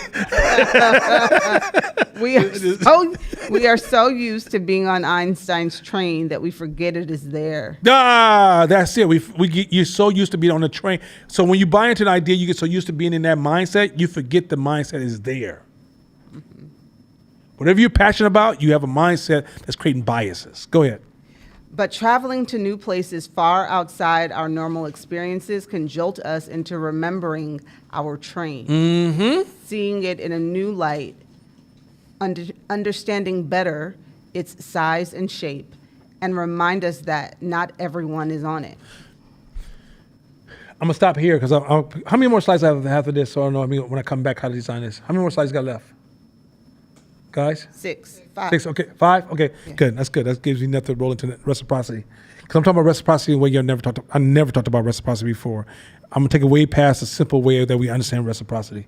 But let me say this real quick, because this is going to go on 5 more slides, and it's going to get further and further into it, so you can really understand. This is really a strategical tool. When you start moving around, making decisions, you realize, do I own a perspective in this decision? Mm-hmm. If you don't own a perspective in the decision, you're not making a decision. If you make a decision based upon some emotional story you told yourself, you are replacing perspectives with your emotions, right? In this last point of this particular slide, I want you to hear something that is suggesting that is very, very fucking powerful. You gotta take breaks, people. You gotta take breaks. You gotta get on planes. You gotta go places. Get in your car in California alone. Drive through California, you swear to God, you hit in different countries every 30, 40 miles, right? You got to go. Working hard all the time, doing the same shit and using the excuse, I'm busy, will destroy perspectives. Because in the end, you can even you can even believe in everything I said in this class, but by default, you're a victim of your rhythm. Mm-hmm. Your rhythm fucking matters. Get on the plane, talk to strangers. When you go places, talk to strangers all the time. Because a lot of times when the way you get a small dose of it is like when I'm out places, I talk to so many different people, I think weekly. But what I'm trying to do is keep my thinking as broad as I can. So when something happened, my AI, think about your brain, all your information is like your brain. AI works with all your information and kind of calculates it down to like an educated guess, right? And many of you guys are undermining your own personal AI. Because what you're doing is that you're limiting how much data you have, and your AI is only working with a handful of knowledge when there's people in this world that's working with rooms full of knowledge. Mm-hmm. And the way you go to knowledge, yeah, you can read books, that's one form of concentrated knowledge, but another form of knowledge is just learn other people's perspective. Stop debating people. When you debate, you're blocking perspectives. The person wants to be right all the time. When you're in a room and somebody says something different, you don't go, why do you believe that? What you say is, no, because let me tell you what I'm thinking. Let me replace your thought with my thought. And what you're doing is you're blocking the transfer of perspective. So when you hear things you disagree with, this will help you actually show up more curious because you realize I need to grow my perspective. So I don't like nothing you just said. So how did you arrive there? I want to hear this. And then you say, oh, I see how you, now once you see how they arrived there, you can literally turn your head and see a whole sea of those people that's been there the whole time. You just never saw them before because you never saw that perspective. Mm-hmm. So then when somebody comes up with a product and you're like, most people are like, that, who ever buy that shit? You be like, those group of people you never saw before. Mm-hmm. They gonna all buy that shit, watch this shit. Mm-hmm. And you be like, oh my God, that product took off? Mm-hmm. And the reason it took off, y'all see them fucking Mickey Mouse shoes that came out with the red Mickey Mouse shoes they was wearing a couple years ago? Yeah, about a year ago? Right. You know how much the young people still want those shoes? They still talk about those damn ugly ass shoes. Yeah, Mickey Mouse shoes. Yeah, those shoes are ugly as fuck, right? Nana would have never made those shoes. And if I made those shoes, I'd been laughing the whole time. And somebody came about and be like, what's wrong with that dude? Because I didn't see that perspective. But somebody who's moving in that world, like Court works with young people. He said it in this goddamn conversation. He said the team was hell excited about their perspective success. He says that don't mean shit if their perspective is not satisfied. Mm-hmm. You see that? So whatever you're doing, understand how you need to continue to expand your perspectives, and then you start seeing new markets, new opportunities, new ways to adjust your products, what you should be doing tomorrow. Otherwise, you go to work and just do the same shit you've been doing the day before, working your ass to failure. You get it? Mm-hmm. All right, that's enough for tonight. Yo, y'all at home, see y'all in a minute. I ain't gonna say nothing famous because that shit that Court said earlier was just wow. So we out. Peace.